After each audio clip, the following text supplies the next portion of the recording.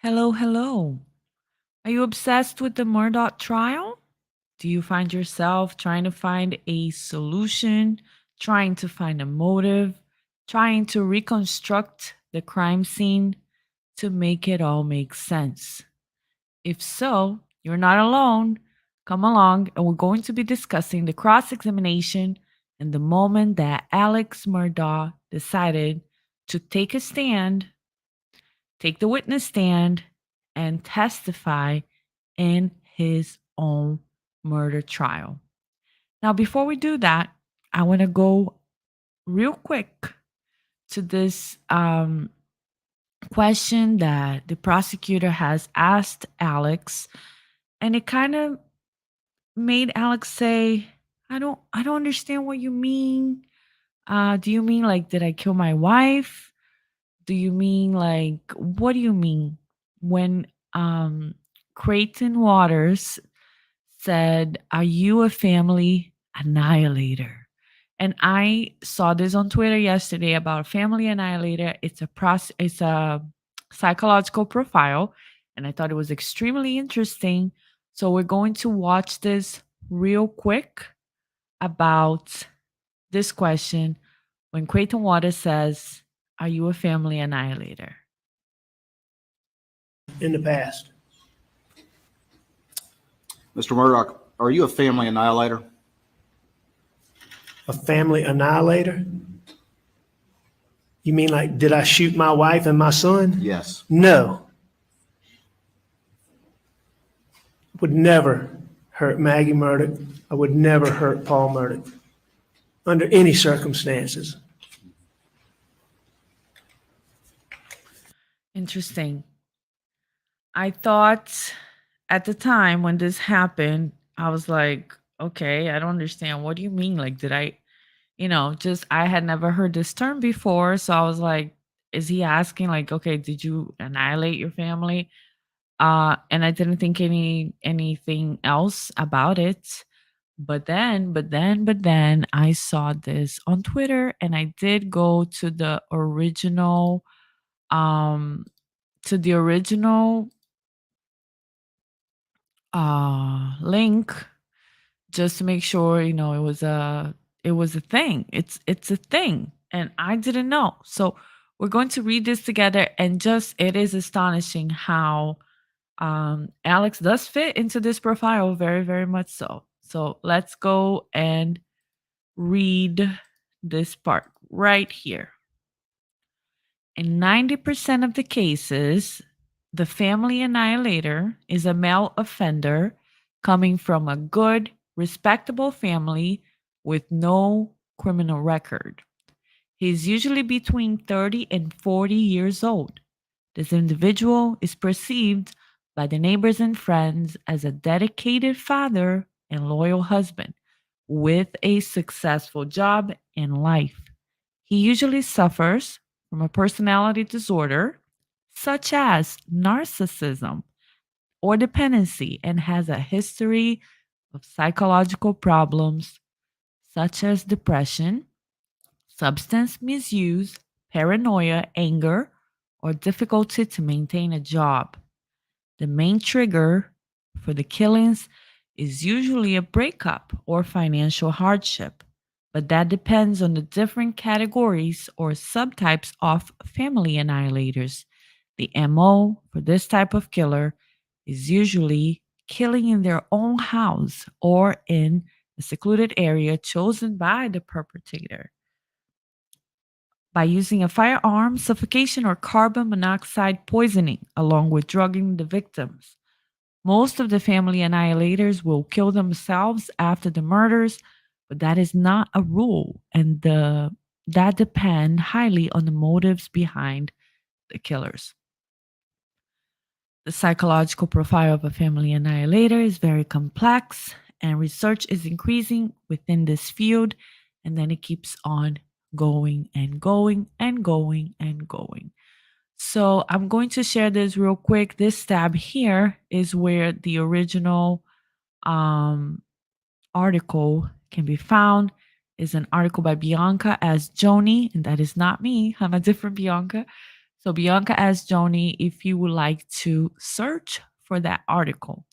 Now, real quick, coming into this profile here, I'm going to just go back to the profile and just notice where Alex fits in this profile, right? So, is he a male offender? Yes. Check. Male offender number 1, right? Is he coming from a good, respectable family? Absolutely. Good, respectable family.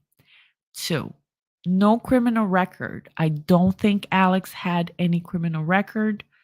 Um, I'm not sure. Maybe he was indicted, or maybe he was charged on a civil lawsuit because of the boat case. But I'm just going to say no. Okay. I'm not going to count that one in. He's usually between 30 and 40 years old. I'm not sure how old Alex is. Could be. Let me search for that. In the meantime, the individual is perceived by neighbors and friends as a dedicated father and a loyal husband. Absolutely. We have seen several witnesses say that Alex was a loyal husband and he had a loving relationship with his wife and kids. And we saw all that going on. So that's 3 points. Next, he usually suffers from personality disorders such as narcissism. I'm going to give that a point. So I'm going to say yes to that, number 4, because I will point out where I see the cross-examination shows that he does have a narcissism. He does like to be in control. He's a master manipulator and liar, and he will show. So I will say yes to narcissism. He's apparently 54 years old, so he's not 30, between 30 and 40. Okay. Then dependency, okay, or okay, such as narcissism or dependency. So he also has a history of dependency with drugs, then has a history of psychological problems, substance misuse. We already counted that. Paranoia, he says paranoia. So I'm going to say 6. Anger, difficulties to maintain a job. I'm not going to count those 2. Main trigger is breakup or financial hardship. So I'm going to say number 7, financial hardship. That depends, da da da. And the MO is usually killing in their own house. If that is the fact, right? If Alex has murdered his family, that would also fit, right? Because he did kill in his own house, or a secluded area, which is a secluded area in his own house. So 8, using a firearm. 9, then most of the family annihilators will kill themselves after the murders. 10, because he did try to kill himself after the murders. So absolutely crazy stuff here. I mean, I didn't even know what that was, family annihilators, but now that I know this, I can watch the cross examination with different eyes because it makes more sense. Some of the points that Creighton Waters was trying to make. So let's go ahead, get started with the cross examination. And I'm going to do this in a 2 times speed because otherwise we're going to be here forever. And we will change it back to normal speed whenever we're trying to like really zoom in into Alex's mannerisms, his manipulation, or even Creighton Waters. I am not here to defend anybody. I have no facts on the case. I do not know if Alex is a narcissist, a psychopath, or if he killed his family. I am here just to watch and observe and point out things that we can all agree with or or maybe discuss, and just put our critical thinking hats on, and let's see what we think about this cross examination. Here we go.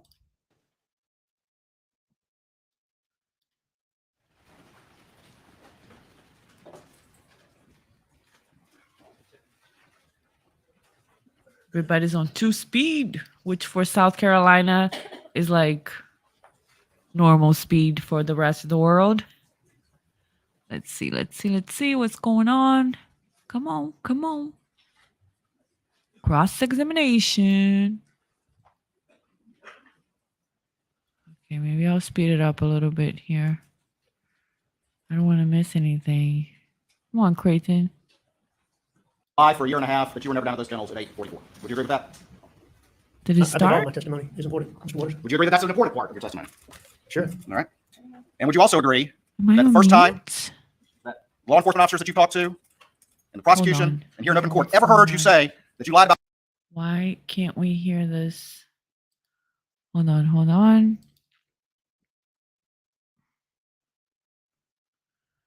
Why can't we hear this?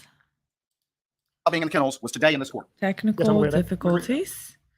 Let me do another one. Let me open up another stream and see if we can get this done. Alex, stop sharing this one. And then we go here. Court TV. This one.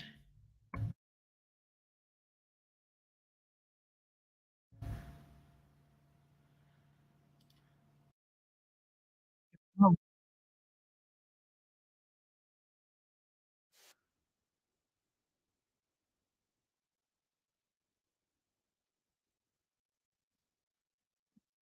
For years, you were stealing money from clients.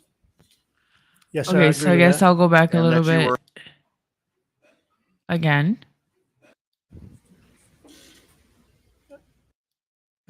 That you lied about being in the kennels was today in this court. First time you lied. Yes, Okay. I'm aware of that. You would agree with that?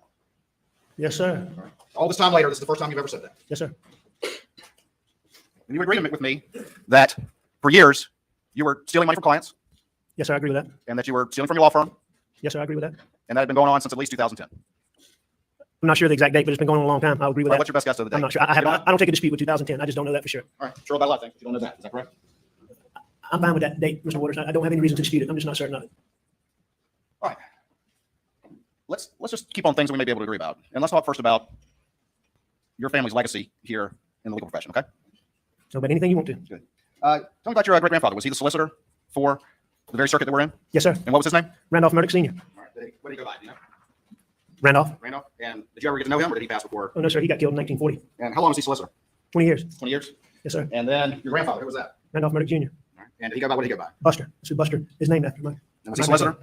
Yes, sir. He was the solicitor for 46 years. From 1940, he took over when my great-granddaddy got killed, and he served until 1986. He was Okay. the longest-serving prosecutor in the country. And you knew him obviously well. He was your grandfather, correct? Oh, I knew him extremely well and loved him dearly. Idolized him, did you not? Yes. Yeah. So he was the chief prosecutor for all that time as well, is that correct? Yes, sir. And then your father, Mr. Randolph, he became solicitor not long after that, is that correct? When my grandfather retired, because you weren't allowed to be solicitor after age 72, my dad took over, filled his unexpired term, and then he ran. And he became the chief prosecutor for this area right here as well? Yes, sir. And how long was he solicitor? From 1986 until 2006. Till 2006? Yes, sir. I actually worked a case with him about a guy called Kruger. He's a fine man. Yes, An he was. excellent lawyer. Yes, he was. And he was an excellent lawyer, right? Yes, sir. That's a big part of your family legacy and your heritage. It's so ingrained around here is that history of being the chief prosecutor and being part of the central part of the legal community. Is that correct? Would you agree with that? My family's been a central part of the legal community. Yes, sir. I agree with that. And not only just a central part of the legal community, but the chief prosecutor for this area since 1910, I think, up until 2006, 1920, 1920, 2006, 1910 is when my great-grandfather started the law firm. the law firm. Yes, sir. All right, so 1920 to 2006, correct? That's correct. An unbroken chain of being the chief prosecutor here, correct? That's correct. And then you went to law school as well, is that right? Yes, sir. And when did you graduate from law school? 1994. 1994. And did you ever become a full-time solicitor? No, sir. And you went into private practice, I think, with Molson Coon, is that right? Yes, sir. And then you went 1994. to the former law firm that no longer exists because of your activities, right? I started in Answer my question, if you 1994. would, please, first. What was your question? My question was that you started first with Molson Coon. Go ahead and answer that one. Yes, that's correct. And then you went to the law firm that doesn't exist anymore, that started in 19, but it doesn't exist anymore because of your activities, correct? That's correct. And as part of that, of your practice, you were a trial lawyer, correct? That's correct. Successful trial lawyer. I don't know about your adjective, but I was, I guess so. Yes, sir. Did you make millions of dollars in legal fees? Yes, sir. But you won't tell the jury that's successful. If that's the criteria, yes, sir, I was successful. Well, you won cases, correct? I did win cases. Settled cases? Sure, I settled cases. Heard your former law partner say that you were a successful lawyer? I did hear some of them say that. I think you even became president of the Trial Lawyers Association. Is that right? That's correct. And when was that? I'm not sure the exact year, but it would have been in the 2015 range, 2014, 15, 16, somewhere in there. And in that role, you were kind of president of the Association of people who do trial plaintiffs work, right? Yes, sir. Who do jury trials, correct? Well, I mean, That's part of it, right? yes, sir. That's part of it. That's part of it. Sitting down, looking jurors in the eyes, and giving a closing argument. Is that right? Yes. And what kind of cases did you normally do? Just generally what subject matter? I did all kinds of cases. I did cases that, I handled some very big cases. I had a lot of cases where, somebody, their cable company was billing them $20 more than they should have been. And I handled everything from that to the big cases and everything in between. All right. So the big cases, tell me about those. Those were typically plaintiffs' work, all plaintiffs' work, correct? For your big cases? Yes. Okay. And plaintiff's work is where, or there would be, say, for example, automobile or truck accidents, correct? Or that some of it? Every big case I ever had was automobile. No, no, sir. Not all of them were automobile wrecks. Were many of them? Sure. Okay, so let's just take a quick pause here and see what we have observed so far. So far, I think Alex is just like watching Creighton and trying to figure out what is he going to ask me next? Where is he coming from? How can I get ahead of him? And he's just very observant. You can see by his face, he's like following Creighton with his eyes because Creighton keeps walking back and forth. And Alex is very focused on Creighton and he's not sure what is the point of these questions. So he is very concerned about what is Creighton trying to say? How am I going to get ahead of this? And one way he does it is by repeating every question, pretty much. So he repeats almost every question and he will be like qualifying the answers, right? He wants to be very precise, like, do you mean every case? Every big case was a automobile? No, not every big case was. Do you mean this? No, not that, or I won't argue with you about that. Sure. If you want to say that, sure. So it's very interesting. And also at the same time, Creighton, honestly, I don't like the guy. I don't like his style. I think that he definitely doesn't have enough physical evidence to be bringing this case. But I'm not saying that Alex is not guilty. I don't know that. I'm just saying Creighton seems to be on a personal vendetta. He seems to be like foaming at the mouth to talk to this guy that he has been trying to put in prison. The guy is in jail, but he's trying to get him convicted for such a long time. And his attitude doesn't help as well on this cross because he's just back and forth, back and forth, back and forth. And he looks at him like with disdain, which for a narcissist, if he's a narcissist, actually ticks them off very much. So it might be, I do believe that I do observe tactics from Creighton trying to provoke Alex. And Alex tries to provoke Creighton right back. That's why this is so fascinating to me because it's not just about a trial. It's not about Alex.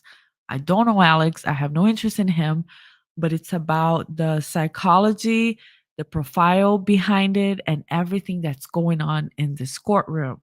So we're going to keep going and just watch Alex watching Creighton very carefully, like trying to figure out what is his next move, what is his next question. And if they, let's say, your plaintiff collided with like a UPS truck or a tractor trailer or something like that, you've had cases like that, correct? I have. And they led to very big recoveries, is that correct? The UPS case that I handled? Yeah. Yes, sir. All right. And as a part of that,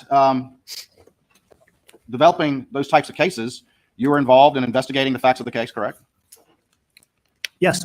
And you were involved in gathering, let's say, telemetry data from automobiles, correct?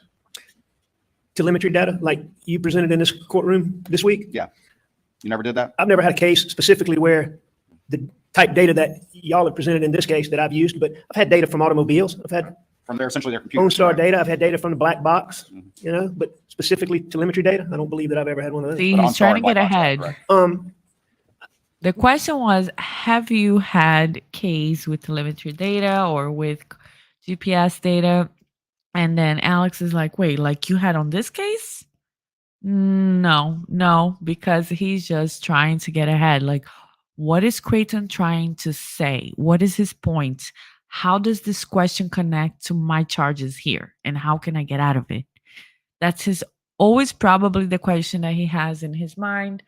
Um, Lying or not, guilty of these crimes or not, this guy's obviously a master manipulator and he has been lying for years about all kinds of things.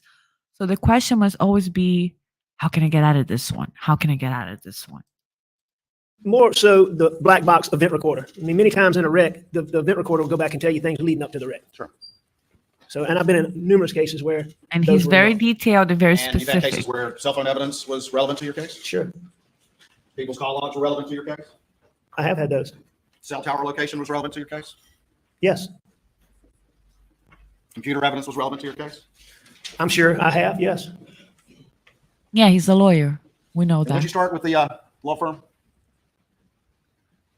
August or September of 1998. And you've been doing essentially that kind of work, more or less, up until September of 2021, correct? That's correct. To the point where you rose to be the president of the Trial Lawyers Association. I was the president of Trial Lawyers Association in around 2015, as we discussed. So can we agree now on successful? I mean, by those criteria, I was successful, certainly. I mean, we talked about a lot of my flaws here today, too. Do I feel like I was successful? No, sir. Not sitting here today, I don't. But if you want to use that term and on those criteria, I don't have any problem with you saying at that time it looked like I was successful. Do you think people viewed you as a successful lawyer? I'm sure there were a lot of people that did. Do you think people viewed your family as very prominent? I believe that there were a lot of people that did. Yes, sir. And did you? Okay. So the answer is very credible. Okay. I'm going to say that right away. The answer is very credible. We have talked about my flaws. So I'm not sure if that would define a successful person. It's very smart, very credible. But I don't know if I believe him. I don't know if I believe him because we're going to get into, whatever Creighton's trying to point here about him being powerful, him being successful. And that is something that if you do have the personality disorder, if you have the narcissistic personality disorder, you do enjoy being in a power situation. You do enjoy having that power over people and feeling like you're successful and feeling that ego boost because usually people with that type of disorder, they are hollow, they are empty. So they just don't have much inside to fulfill them. And the meaning they get from life is by having superficial power, money, prestige, and having people look at them with admiration. They have a need for constant admiration. So we'll see. We'll see if that's where they're going here. Think that a lot of people viewed you and your family as very prominent in the legal community here? I never thought of myself as I prominent. asked you if you thought if people viewed you that way. Let me ask you At the this. time, did I think people viewed me Yeah. that way? Yeah, prior to everything happening. No, I don't think that I thought people viewed me as prominent. No, sir. I mean, like a big shot. No, sir. I don't think that. What about your I family? don't know about that. That my family thought we were big shots. No, sir. I People definitely That wasn't don't the think. family question. is prominent. That wasn't the question, right? Right there. Oh, did I think my family? That wasn't the question. So you're being a little I don't know if passive aggressive is the term here, but he's being a little like, trying to trick. And I don't know if he's just trying to piss Creighton off. And this is just a whole pissing contest, the whole thing, the whole time. but it's interesting. Prominent in this community. Prominent, Yeah. as in, It's not a hard question. well, I'm just not sure, you know, Great is so pissed. I It's not a think my hard family question. was very well thought of. I think my family was respected. I think my Respected. See family that? helped a lot of people. See, when he says that, he's just so convinced. He's like, I think my family was respected. Like he's so how do I say that? He's just so firm about saying these things. He's just like he makes himself bigger by when he's saying these things. Boasts. I think that's a good term for it. He boasts when he says these things. And he's saying my family was respected. My family helped a lot of people. And look at his face. It's like it's a weird feeling, and it's a weird personality that I'm watching here. That's all I'm going to say for now. Um, I'm not challenging you on any of that. I'm just getting you to agree what seems to be a basic fact. Would you agree with that? with what, that my family helped a lot of people and was well thought Very of? prominent. Again, It- that my family helped a lot of people was well thought of. That wasn't the question. Was your family prominent? Did people think of you or your family prominent? What do you mean? Did my family think people thought of it? No, that's not the question. So they keep going back and forth on this. If that's what you mean by that, yes, sir. And that your family had a very long association with law enforcement. Yes, Ooh. sir. And you had a long association with law enforcement. Yes. Yes. Okay. Okay. By association, I assume you're talking about friendships. Mhm. Yeah. But not only just friendships, but also professional as well, correct? As a Professional prosecutor, associations. As a with law prosecutor, see, enforcement. as a prosecutor, again, this is where Alex starts to. So far, he was all right. I could be like, all right, fine, I believe you. But that's when he starts to really be, trying to be too correct or too precise or too very respectfully argumentative. Um, he's arguing back with Creighton, but in a very southern, very respectful way. And this is where, for me, when I look at it, I'm like, okay, stop with the BS. Okay. Honestly, just stop it. Because the question is, did you have associations with the police, or, did you have associations? Oh, what do you mean? Friendships? No, not only friendships, but did you have professional associations? You mean like as a prosecutor? Come on. If the answer is yes, just say yes from the beginning. Did you have associations with the police? Yes. And then later, if the question comes to be, was it a personal association or professional, then you can qualify it. But you're qualifying it already, and I think it's pointless. And the fact that he does this over and over and over again makes me think that people won't buy. At the end of the day, after the whole testimony, I think that physical evidence is not there, and that the state does not have enough physical evidence to convict him of murder beyond a reasonable doubt. However, the jury and people overall, we process things by feeling. A lot of times is like, how did I leave here? I felt like this guy was lying to me, and I felt like the prosecutor was being overly annoying and all the things. Honestly, I don't even like to watch him, but I am watching it because I find it interesting. But the prosecutor is not on trial here. He's not on trial. So whatever he does, it doesn't matter. He's just doing his job. His motives, are not important here, unless that would be a factor in the case, which it isn't. It isn't a factor in the case. The only thing that matters is the feeling that Alex leaves people with after he speaks.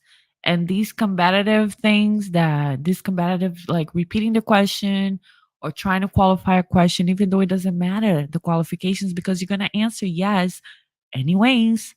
You were associated with the police in friendships and in and at work and professionally. So it doesn't matter. Why are you qualifying it then?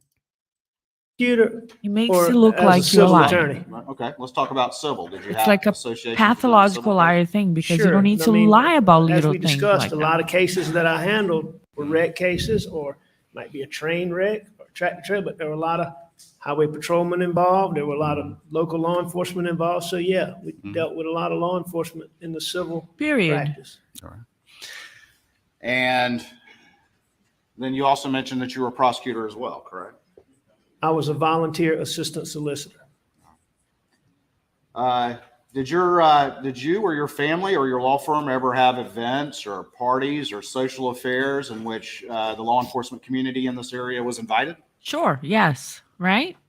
I mean, sure, I mean, the law firm itself didn't really sponsor I'm gonna go things back like to that. But there would 1.75. be occasions where one of us in the law 1.5. firm, and certainly we all had a lot of friends in law enforcement, and they were always invited. And it's a simple point. Okay. You had a lot of friends in law enforcement, your family and you had a long association with the law enforcement community in this circuit. Is that correct? Correct. Association being friendships and working relationships, absolutely. All right, let's talk about being a prosecutor. When did you become an assistant solicitor? I believe that I became an assistant solicitor when I moved from Beaufort to Hampton. So that would have been sometime around September 1998. Might have been a little bit after that, but sometime. Did you get a badge when you became an assistant solicitor? At some point I did, yes, sir. And who gave you that badge? My father, Mr. Randolph? yes, sir. And over the years, did you prosecute criminal cases, much as what's going on here today? Yes, sir, at times I did. Okay. The badge. I'm gonna stop right here. 6.40. Right. The badge to me was a very good point from the prosecutor, because it really doesn't look great. You know, this guy is going around town flashing a badge that he doesn't even like, he doesn't have that title.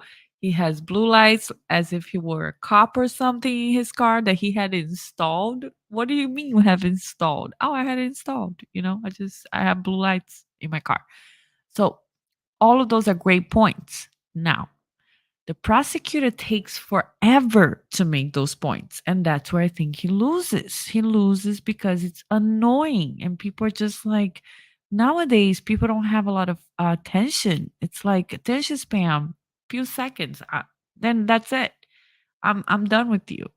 And when you keep repeating that, so back when did you practice that?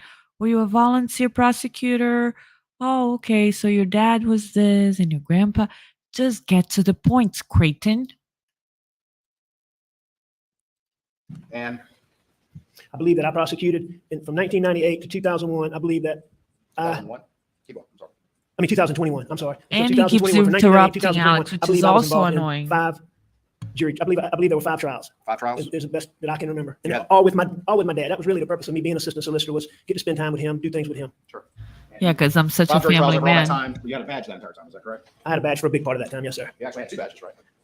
I had one badge, but when my granddad became an assistant solicitor for my dad, when my dad became the solicitor, he had an assistant solicitor's badge. Right. When he passed away, I had his badge, and that was at some point in time, you were asking somebody about 2 badges, and that was the other badge. I got you.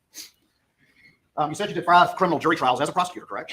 Assisted in those, or was doing them, yes, sir. I believe I was actually the lead lawyer in one of them. I helped my dad in the other 4. Still a part of preparing the case? Yes, sir. Still part of gathering the evidence and putting it together for trial? In a criminal case, we didn't do much of the gathering of the evidence. We took what law enforcement had gathered, but But putting it together for the criminal trial, correct? yes, sir. Presenting evidence in court? Yes, sir. So did you catch that, right? We took what law enforcement had gathered. So just like you guys do it here, and SLED messed up big time on the investigation, we took what they offered us. Giving jury argument? I did the closing argument in one of them. Yes, sir. Did you ever have any cases that you prosecuted that went short of a jury trial, either pled out or were dismissed for some reason? You know, I'm sure that at some point between 1998 and 2021 that I took some plea But as we sit here today, I can't specifically remember that. And I don't ever remember working a case up for trial that didn't go to trial. But I'm sure at some point in time, I was involved in some level on a guilty plea. So yes or and guilty no. pleas. Whatever. You agree with me that the civil system and the criminal system have a lot of differences, correct?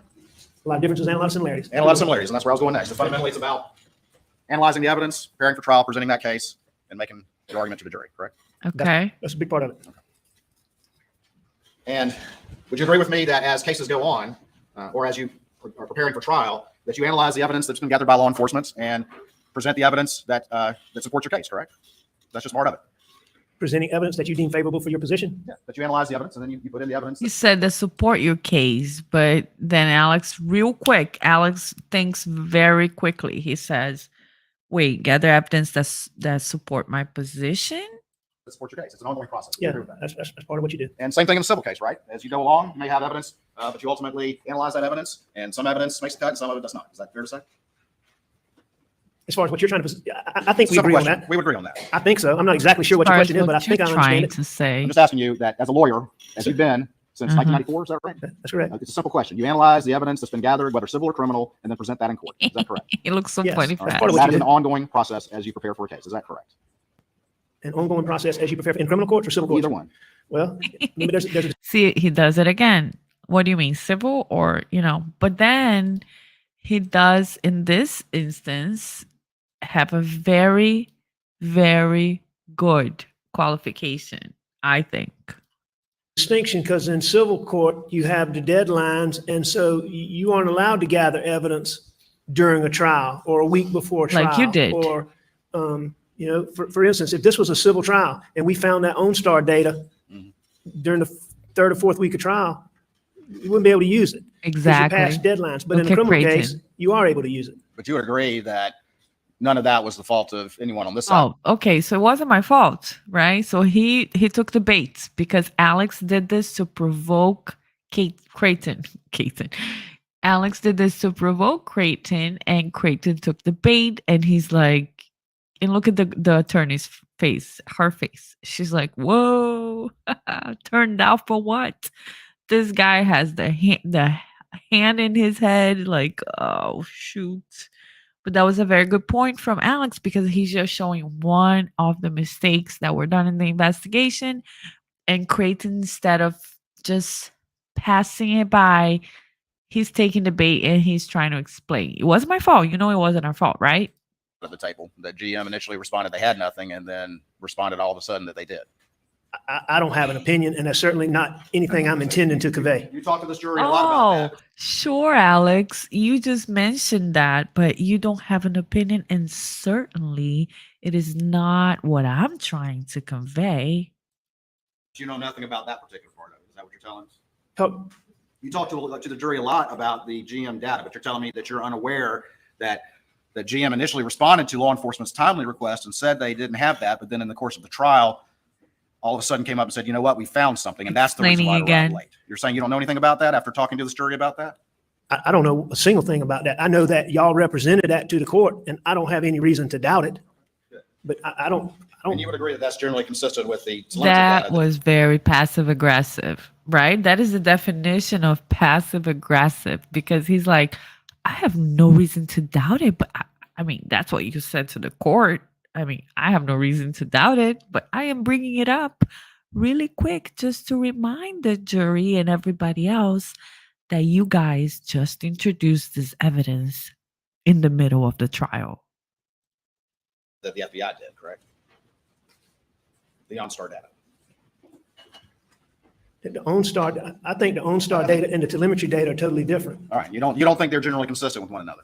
Is that what you're telling the jury? No, I'm not telling the jury anything about that. I'm just saying. Again, this is going to be another part where Alex is going to give a very good response. Okay. Creighton keeps asking him, are you saying they're like not the same thing? Or are you saying they're not consistent with one another?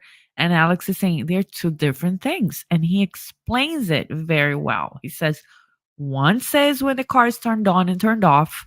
The other one says the GPS, the location of the car. So those are two different things.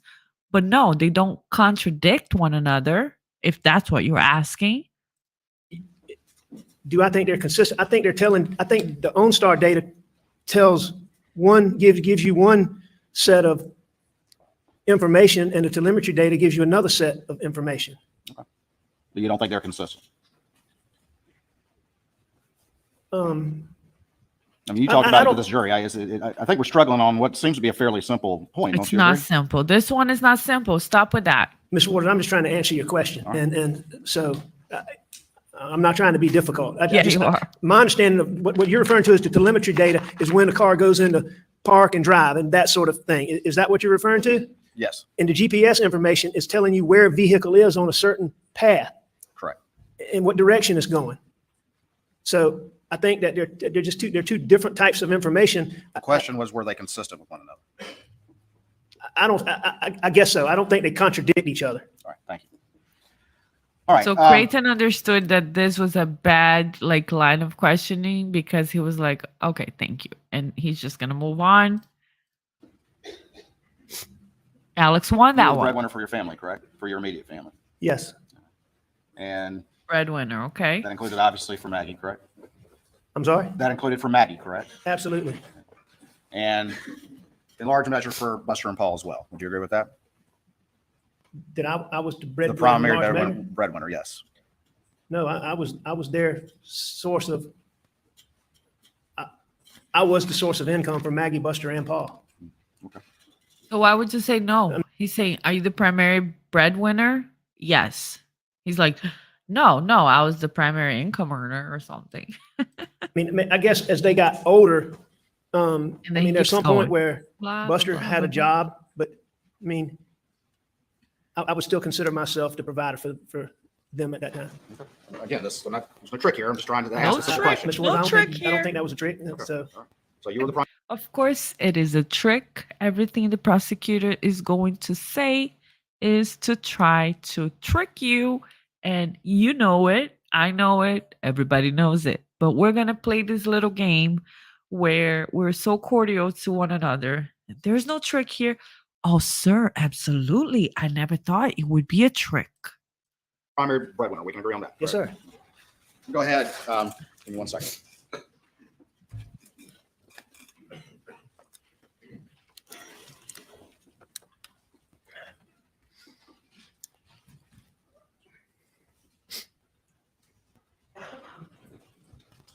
All right, I'm gonna show you what the mark is. Space 570, and see if you recognize this particular item. You can go ahead and take it out of the bag. All right, sir. You know what that is? Yes, sir. That's 571. Yes, sir. All right, and then I'm gonna show you what was in the bag 570. Can you tell me what that is? I can. All right, what is that?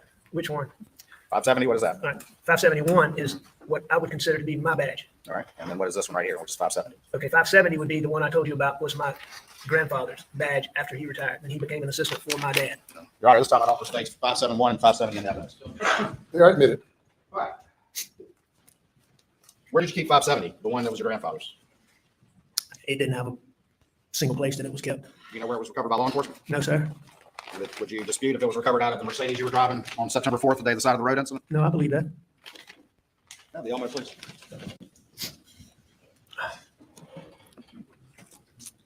No, the screen, please.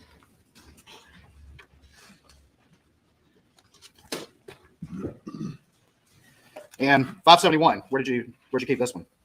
Usually in my car. Where in your car? It could be all of it. Could be on the dash, like you were talking to Mark Ball about. It could be in the center console. It could be in the cup holder. It could be on the seat.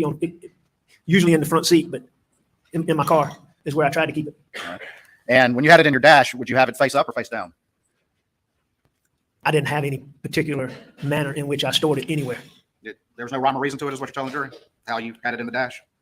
There may be occasions where I had it in the dash for some particular reason, but there were a lot of times where it probably was in the dash for no particular reason other than that's where I put it. Just like I put it on the seat or in the cup holder.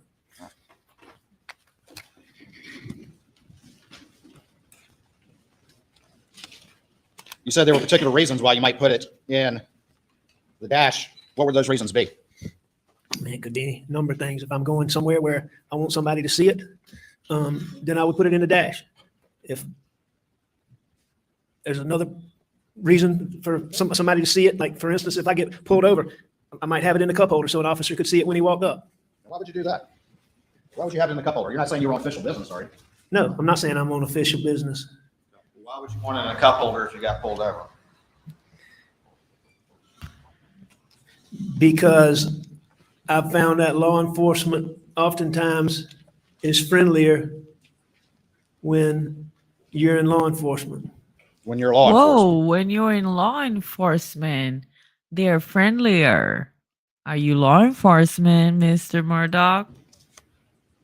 So you considered yourself law? Look at his face expression. This is what I like to observe as a narcissist, honestly, being called out. A narcissist does not like to be called out. They don't like to make mistakes, or not to make mistakes, but they don't like you to point out their mistakes. And his eye is almost like, how dare you question me? Like, it's just very, very, very, very, very, very interesting. Law enforcement? No, sir, I can't say that I considered myself law enforcement. Well, you carried a badge on you as a assistant solicitor for 2 decades, roughly? From around Sometimes- 98, so Look at his little smile, like the little facial expression. Like, yeah, I did, and I got away with it. If it wasn't for you kids, Scooby Dooby Doo. But seriously, look at his face. Like, yes, I walked around with a badge yes, sir, for correct? 2 decades. for 2 Fine decades. with it. Look at his smile. Sometimes sitting. This is a facial expression, right? Part of body language that really tells you where he goes from the contempt of being asked questions, hard questions, like, do you think, because he said, law enforcement treats law enforcement friendlier, right? And now he has a smile that he probably doesn't even realize he has, that is saying, yes, I did, and I got away with it. In the front dash facing out, correct? That's correct. And you would put it in the cup holder so that law enforcement would see you if you got pulled over, right? That's correct. Okay, so but you didn't consider yourself law enforcement. I personally didn't consider myself to be law enforcement, no, sir. All right, so you were just using having this badge to your advantage and taking license with it. Is that correct? I guess in some circumstances that is accurate.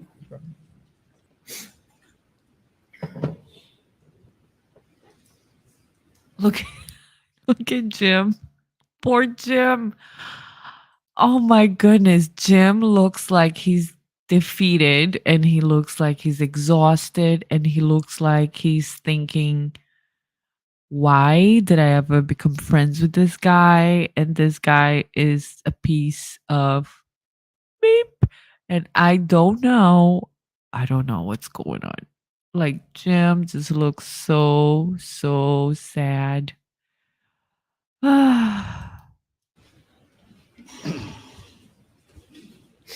See if you could use it to get away with something, correct?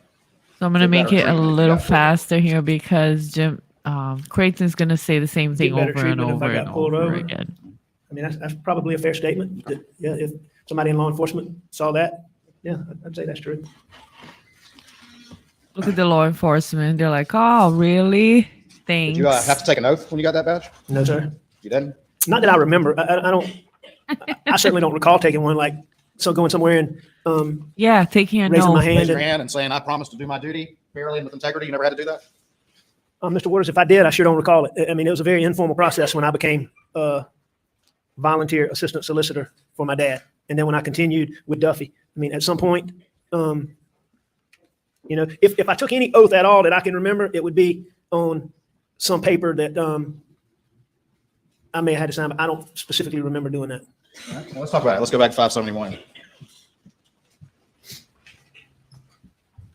And on the inside of it, what are those right there? There's the an ID card with your picture on it. Yes, sir, that is. All right, and at the top, on that top, leave it in there if you would, please. Can you not see it? I can, but I was just gonna see what's on the back. All right, sir. All right, and it's got your picture on it, got your name on it. Yes, sir, that does have my picture and my I'm gonna name. make it even faster. Good. Put that one back for me, please. All right. Just get to the point, Creighton. Right. Seriously. The top one. Get to the Opposite to say point. that you are on that top one right there. Up here at the top.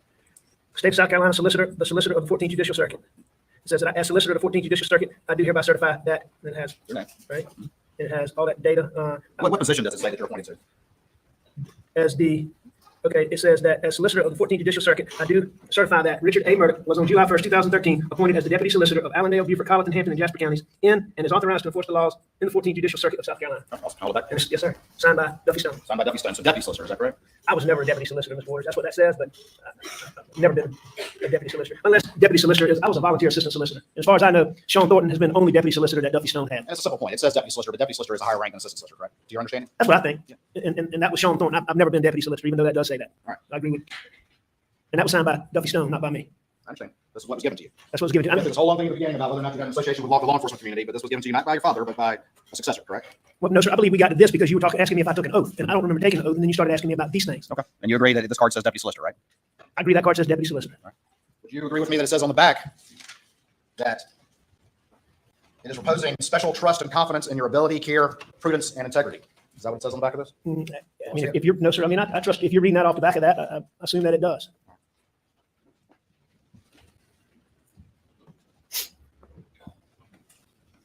Jim is still looking like he's suffering.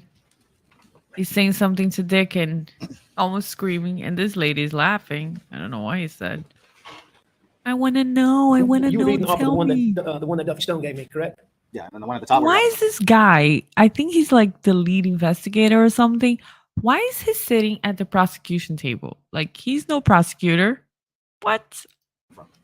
You want me to bring it back to you? No, sir. I Let's think I can talk see more it. about the That would be- badges. That's okay. I mean, I know what it is. I looked at it when you handed it to me. So the card on the bottom is what I got from Duffy Stone. The one on the Okay. top, and the one on the top should give you a better. There we go. All right. So Okay. the one on the top was Solicitor what of the came from my 14th dad when he was Judicial solicitor. The one on the bottom is what came from Duffy Stone when he Circuit. was solicitor. And Duffy Stone took over after my dad retired in 2006. And a Duffy Stone solicitor there, I think, is some filled my type of dad's unexpired, prosecutor the or rest of like his an unexpired attorney four-year term, much like my general dad filled title, my granddad. something like And then that. Duffy became a solicitor. Did you ever have lights in your vehicle? In the particular vehicle? No, in any Yeah, vehicle. yes, sir, I did. Was that a government vehicle? No, sir, it was not. I'm going When to did you have make lights, this a like blue little. lights and stuff? Yes, sir, I had Uh-huh. some blue. This is something that when I heard for the first time, I was like, what? He had blue lights in his car? Wow. The amount of entitlement is insane.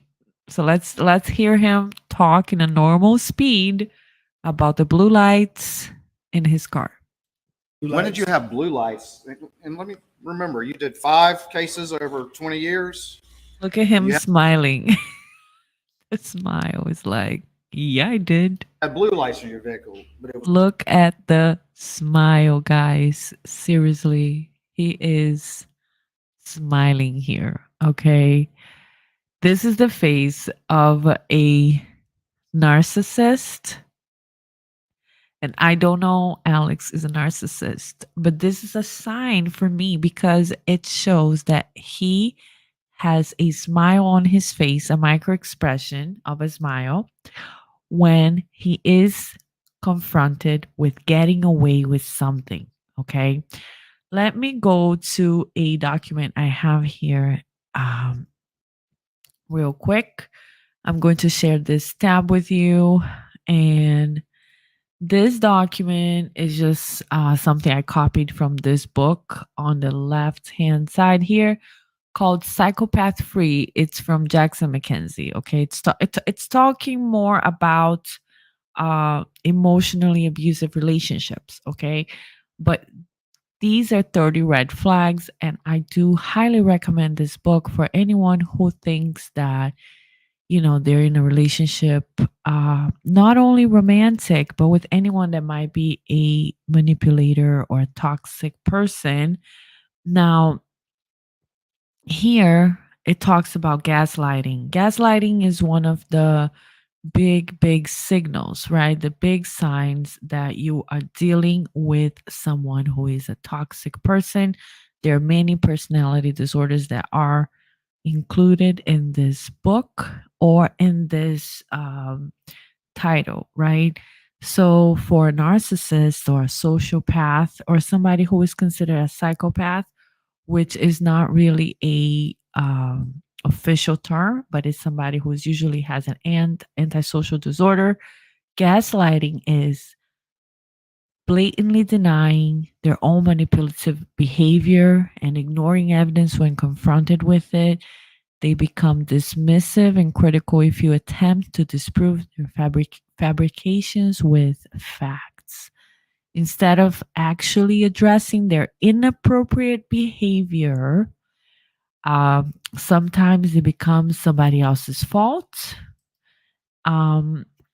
And toxic people condition you to believe that the problem isn't let's say, the problem itself, but instead your reactions. So in this case, when he's talking about the badge, he is going to say, look at his smile again. Let me share this again.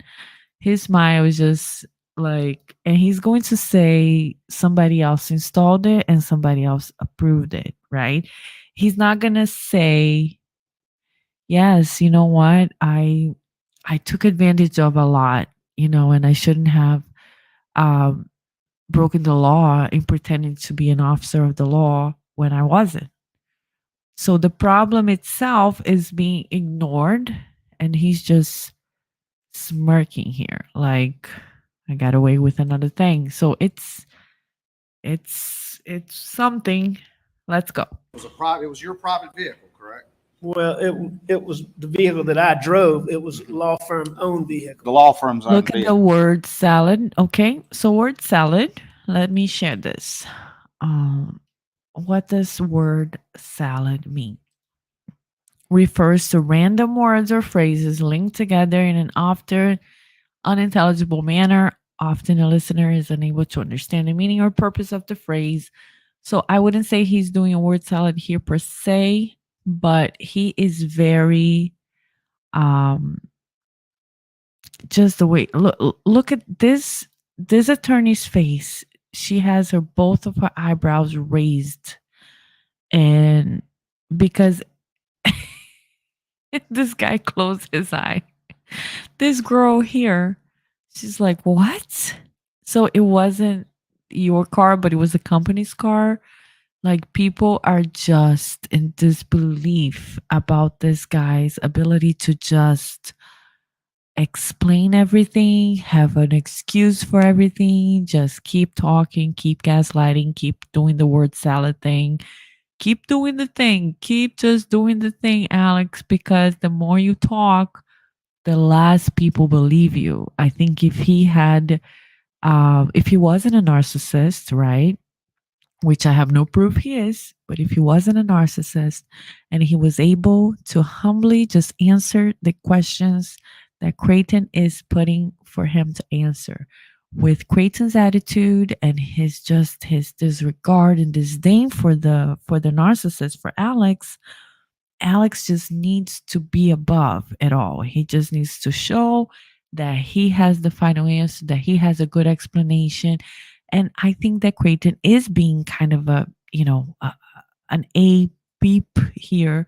He's being an A, bad word. So in order to provoke Alex and provoke his ego, and that's what's happening. Now, Alex is, the question is, did you have blue lights installed in your car? What do you mean, the company's car or my car? Like, that is just such a weak answer. And because Alex has if he's a narcissist, if he's a psychopath, because he has no empathy, he's unable to like perceive how other people feel about his answers, because all he's able to do is copy other people, manipulate and lie, and he thinks he's winning here. But I think he's not. Look at the people's faces and let's see what we think. So how'd you get blue lights in there? I had them installed. And who installed them? I believe that Eddie Gibson installed. He's almost laughing. And who was that?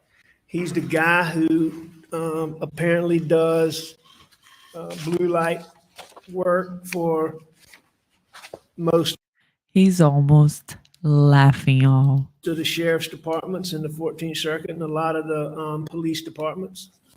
And did you When did you have that installed? Do you recall? Look at her face. Was it one vehicle or more than one vehicle? Let's start with that. I believe I had blue lights in one vehicle. And when did you have that installed, do you think? I'm not sure. It would have been, I mean, 5 years, 10 years? no, here I can give you a time frame. Okay. The vehicle that I was in on, that got taken in on June the 7th, I got that vehicle sometime around late December or January. So I'd had it for 6 months. I would have had the previous vehicle And for Crazy is like, 5 years. That's how long we get sure, vehicles whatever you say is a in the lie. law firm. So I would have had it for 5 years. And sometime during that 5-year period, I had lights installed. Did you ask the sheriff at the time if you could do that? I did. Who was that? I believe it was T.C. Smalls. And I believe in Colleton, it was Andy Strickland. In Colleton, it was Andy Strickland. And I believe in Allendale, it was Tom Carter.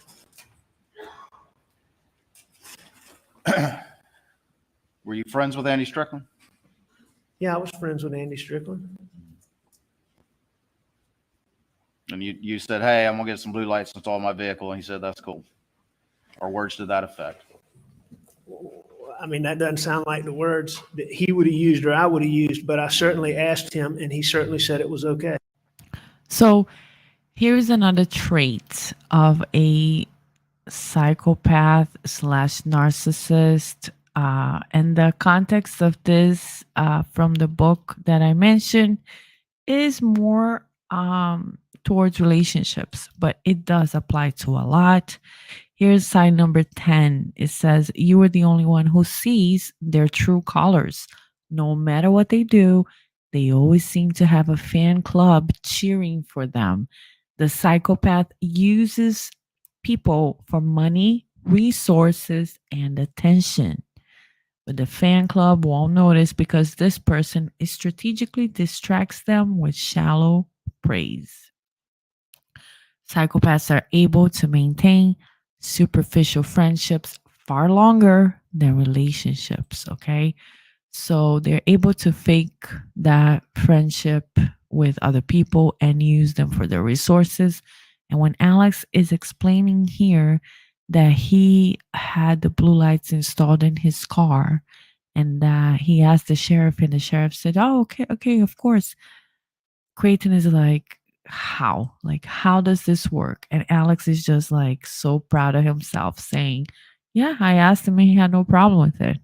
I don't know exactly how the conversation went, but again, I got away with it. It was okay. All right. It was okay. And look at his eyes. He's just following Creighton along. Like, where's he going to go next? He is just prepared. He is very smart. He's thinking very fast, but he cannot, he can't give what he doesn't have. And if he is a psychopath, he's unable to put himself in other people's shoes and understand where they're coming from. He's only able to superficially explain, right? So let's see his eyes just following Creighton around.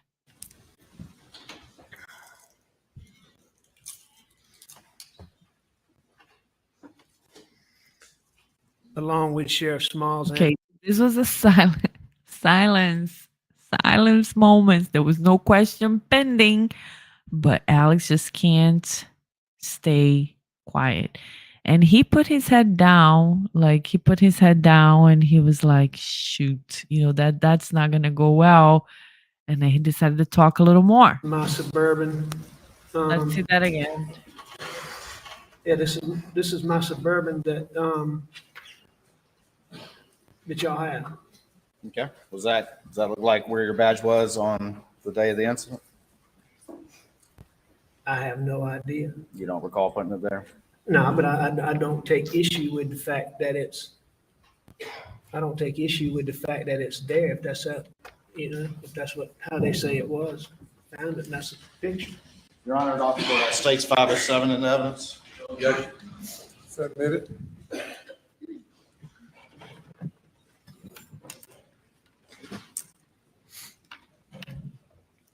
Look at Dick and Jim. We're screwed. You should have never taken the stand. He kept You his badge right like that. He kept his badge right here, y'all, so that wherever he went, people could see who he Testified was. some about the boat case, and we'll He talk more about admired. He that admired. Boat later. case being, I'm sorry. The boat wreck case. Watch Can we agree this. that that's what we're talking about when we say the boat case? February in 2019. Now, I think we're gonna see a little bit of an angry side, maybe. Let's see. Well, there's two things. You referring to Look at that face. He had a little raise between his eyebrows right here, and he looks angry. You refer to it as the boat case. Look at him. And I think that has to do with, and this is all coming from the perspective that if he is a narcissist, he has the desire, he has the need for power and admiration. And then when somebody is creating this narrative in his family life, in his status, that his son is part of this boat case that unfortunately had Mallory Beach killed, he's taking that very personally and he's very offended by that. the civil case when you say the boat case, Okay. but when I think about the boat case, I think about the charges that y'all brought against Pawpaw. Okay. So, but there, This middle between the eyebrows, like he is indignated, like he can't believe you guys did that. also the civil case. Look at how angry he looks. He really looks angry for me. Paul, that was your name. Oh, here we go with the pawpaw. Here we go with the pawpaw. Row, pawpaw. Do we have, hold on, let me see if I saved the thing yesterday. Okay, I think I did save it. Okay, wait a second. This is great. This is great, guys. So let me see if I can play this real quick. Hold on. Why doesn't it have any So tired of this trial. Okay, hold on. What? This is Alex testifying Murdaugh. in unseen courtroom. You can stop broadcasting now. Let's go. Mr. Murdaugh, can you please tell me once and for all who shot Maggie and Pawpaw? Okay. I'm so tired of this trial. It wasn't Roro or Buster or Grady or Meemaw or whoever. I did it. I did it, okay? Because I'm a piece of shit. Damn. Can we just stop now? Mr. Murdaugh, can you please tell me once and for all who shot Maggie and Pawpaw? That oh my goodness. I just thought that was very well done. Of course, it is a fake video, but it was just very funny. So let's go back to the real world here. I mean, I called him Pawpaw. Maggie called him Pawpaw. Bus calls him Pawpaw. Sure. Bustin Roro didn't calls call him him Pawpaw. Pawpaw once That's when he Roro. took the Who was stand. Roro? That's Rogan Gibson. Okay.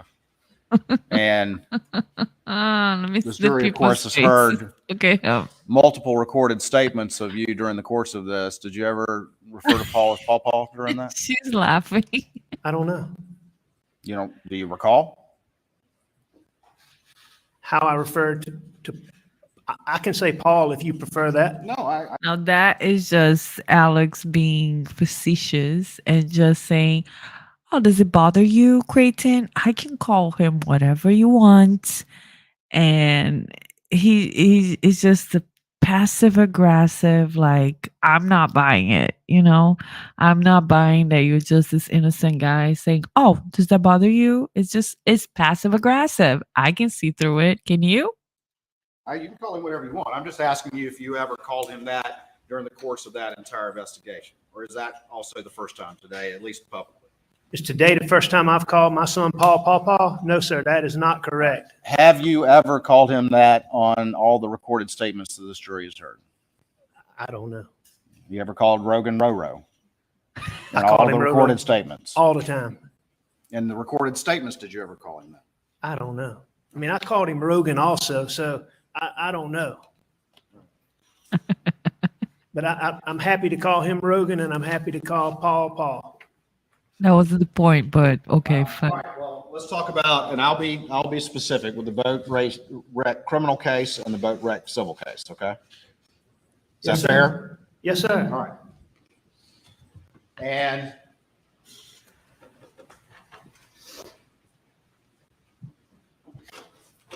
we've talked a little bit about your badge. Did you have your badge with you on the night of the boat wreck? I'm gonna make this a little faster now. On the night of the boat wreck, did I have it with me? Yeah. When? Did you go to the hospital that night? I did go to the hospital that night. Did you have it with you then? I don't know, but I don't believe so. But I really You don't don't know. believe so? But When you went to the hospital on the night of the boat wreck, were you acting in any official capacity? the night of when I went to the hospital, was I in Yeah. an official capacity? Yes. No, sir.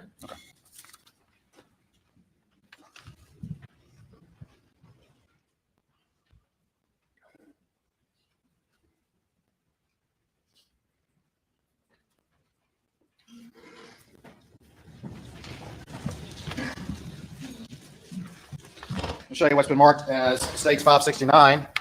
And do you recognize the person on the right in that image? No, sir. You don't recognize that? I don't recognize him. No, I'm asking about that. Oh, me? Is that you? Yeah, it looks like me. All right. What's hanging out of your pocket in plain view? Looks like a badge. You didn't recall that until I just showed you that picture? No, sir, I did not. Your Honor, offer States 569 in evidence. Okay. A minute.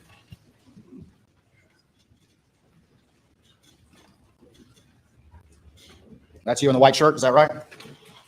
Yes, sir, it is. And this is the badge hanging out your pocket? You remember which, is that correct? Looks to be, yes, sir. Which badge is that? Which one of the two? Do you remember? No, you can't tell from here. Okay. Why'd you have it hanging out of your pocket like that? I don't remember having that. No, I don't know. You don't remember that?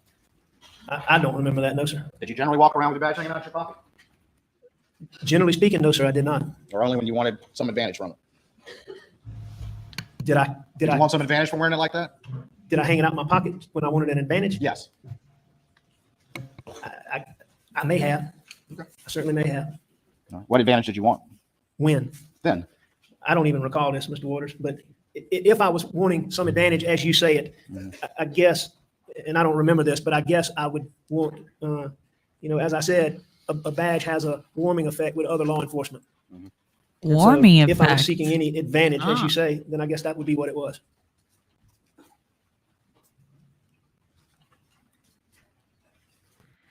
I mean, if I knew anything about micro expressions, I guess I would pick up a lot of stuff here because his mouth, like the corners of his mouth, just keep moving. Did you ever want to be the solicitor? Now, there was a time period where I did. Did you ever want to be the solicitor? Yeah, Elected solicitor? there was a time period when I absolutely did. When was that? Prior to around the time prior to So my dad. this is where Creighton kind of bothers me. He didn't finish the thought. Like, okay, did you want to be a solicitor? So are you going back? Are you trying to say something with the boat case? Like, are you trying to say he used the badge to intimidate people at the hospital? What are you trying to say? Why keep going back and forth? I mean, I guess it's a strategy, but I don't know. Retiring. Prior to 2006? Yes, sir. How long did you explore that? I mean, I wanted to be a solicitor for a long time, but, at the time when my dad retired, I was already struggling with pills and I knew I couldn't do it. In 2006? Yes, sir. We'll talk more about the pills in a bit, but you say you were already struggling with pills in 2006, correct? That's correct. But over that next 15 years, you still were able to maintain a lucrative law practice. Would you agree with that? Yes, sir. And you've already testified that all your law partners had no idea of this pill problem that you had all that time, correct? I'm testifying that I believe, in fact, I'm certain that none of my partners knew I had an addiction.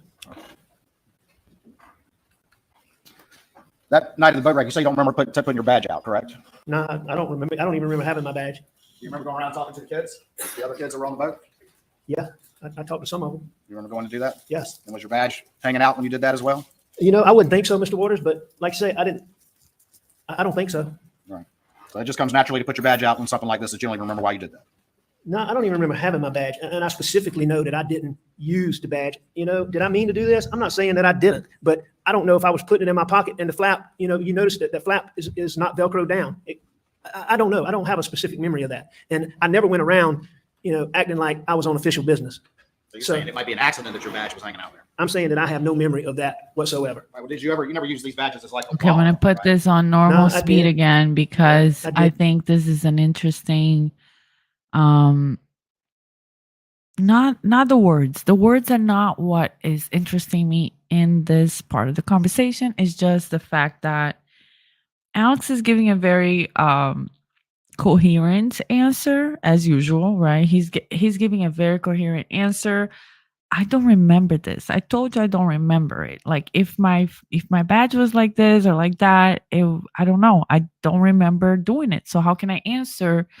So then Creighton's like, so was it an accident? And that was a stupid question. Like it's just sometimes Creighton doesn't make much sense to me. So let's see where he's going with this. Yeah. So you're saying you had your credit cards and all your stuff in there? No, sir. Yeah. No, sir. I'm not saying that. I'm not saying that on that night. You just asked me if I ever used it as a wallet, and there were times when I used it as a wallet. Were you using it as a wallet that night? I don't remember, but I don't think so. I didn't use it as a wallet very often, and I didn't use it as a wallet for very long when I did use it as a wallet. So let's see if we can get back to what we agree on. Look at his face, y'all. Look at his face. It's like when he knows he gave a good answer, he almost looks like I won. I won, Creighton. Again, I won. I'm smarter than you. I outsmart you. And so you would agree that you had to make a conscious decision to grab that badge and when you went into the hospital, correct? Would you agree with that? Look at his smile. Look at his smile. Yeah, at some point I had to make a conscious decision to pick He it up. he can't even hold it in. He can't even hold it in. He's just smiling. He's like, yeah, I did it. But you're saying you don't know if you hung it out like that on purpose while you're talking to that law enforcement officer, or if it's just an accident that is hanging out of your pocket in full view of everyone. Well, I am saying that because that is not how I would normally carry a badge. And even if I wanted to give somebody an impression, to me, that's got kind of an obnoxious look to it. That's just not something that, that's not something I would typically do. But I may have done it that night. I have no memory of that. Okay. All right. So you're saying that just could be an accident that is hanging out like that. I'm saying it could be, or I could have put it there like that. All right. I don't remember. Did you generally just walk around with it in your pocket? Or would you only carry it when you... Did I generally walk around with it in my pocket? I don't think I generally walked around with it in my pocket. I could have walked around in my pocket, but maybe I didn't walk around with it in my pocket. Let's see if that's how it went. You wanted to use it for something. No, I wouldn't generally carry it around in my pocket just any time. Okay. All right. All right. So we got the badge that may be accidentally hanging out of your pocket. You won't concede that you did that purposefully. I mean, Mr. Waters, if you want me to say I did that on purpose, I don't have a problem with that. I'm saying I don't remember that. All right. So can I tell you that I did that on purpose? No, sir, I can't. Can I say that this happened by accident? No, sir, I can't. What I can say is I don't remember it, and that's not how I would normally, that's just not how I would normally, you know, that's just not, that's not something I did. That's not a normal thing. So I don't know. Okay. All right. That's fine. You won't But- concede to this jury that there was any intention or purpose to you doing that at the hospital on the night of the boat wreck. I'm saying I don't remember using that badge. And then this is Creighton actually, missing out on some stuff because he was about to continue. He was going to say, but And then Creighton was like, he cut him off early because Creighton wants to say, uh-huh, uh-huh. He wants to be a condescending little child, right? And that's just so annoying. And Alex was going to give us more. And when somebody is, what was that? Like when something about the rope, there's a saying about the rope, give a man a rope and just let him do it, right? He's just gonna keep on talking because he needs to make sure that his story is convincing and that people believe him. And Creighton cuts him off to do a condescending comment, which should be objected by the defense, which is now a good time to point this out. The defense, I don't know if this is a strategy or if the defense just gave up on Alex, because the defense is not objecting to anything. And it's going to get much, much, much worse. There will be compound questions. There will be counsels testifying. There will be speculation. There will be the one that, hearsay. There will be hearsay, all kinds of things going on that the defense is not going to object to.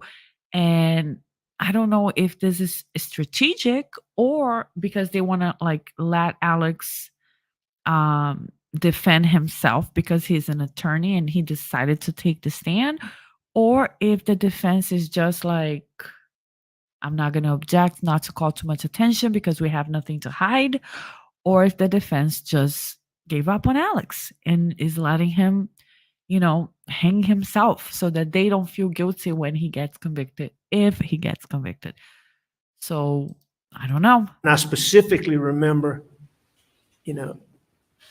I'm sorry, go ahead. You can ask You your next specifically remember what? question. That when I went into the room with the kids, did I pull my badge out? And I know that I did not do that. No, because it was on your pocket like that, correct? I don't It's remember. on my pocket like that right I then. told you I don't remember. 5 times. Did you use that to get into areas that shouldn't be accessed by non-official personnel? I don't remember having it. Absolutely not. I mean, there was nowhere that I went that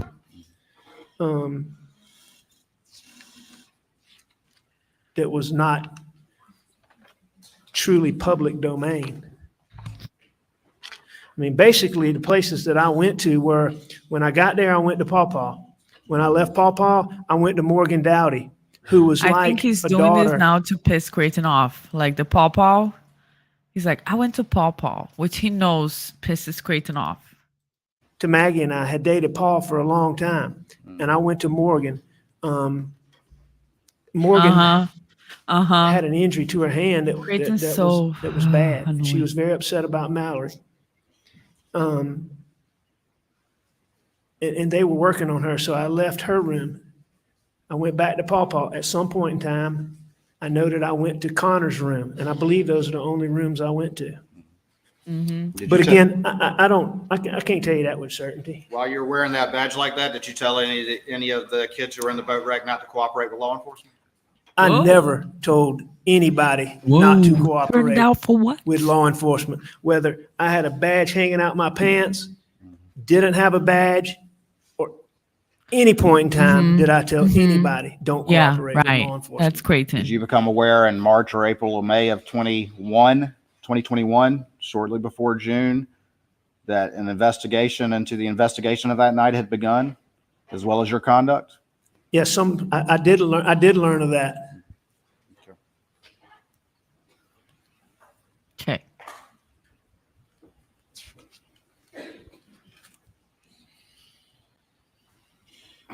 I don't know the status of that And he continues talking. investigation, being that I've been charged with so many things and haven't been charged with that. I'm assuming that there may not be charges. Whether or not you were aware that that had begun in the spring of 2021. Yes, sir. I was aware. Well, at some point in time, I became aware of it. Was that the spring? Was it, February, March, April? I know it was after. I know it was after that night, and it was before June 7th. Before June. Okay, so let's take a quick break here to talk about a narcissist sign. Another thing they are very famous for is to like admiration. And here is one: narcissists will try to elicit admiration from those around them by exuding a sense of superiority and an air of being special, unique, and powerful. And they can get quite upset when that feeling of admiration is not forthcoming.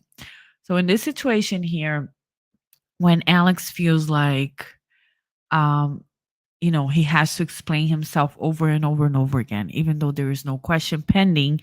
And then he quickly blames somebody else. He says, I found it weird that there was no charges brought against me, even though you guys are charging me with something else. And there was no question pending, but just the silence itself bothers him to the point where he needs to explain about something else. Okay. So here is back to the psychopath free book notes that I have. Let me just see what I wanted to say.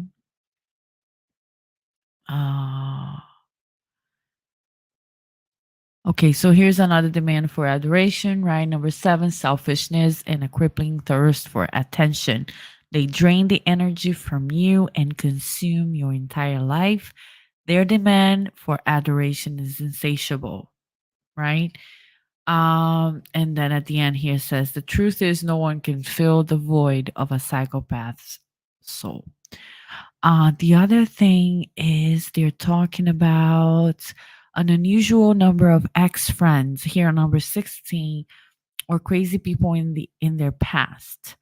Now, what I find it interesting here on this case is the fact that there's an unusual number of deaths and things surrounding this family that is just so suspicious, right?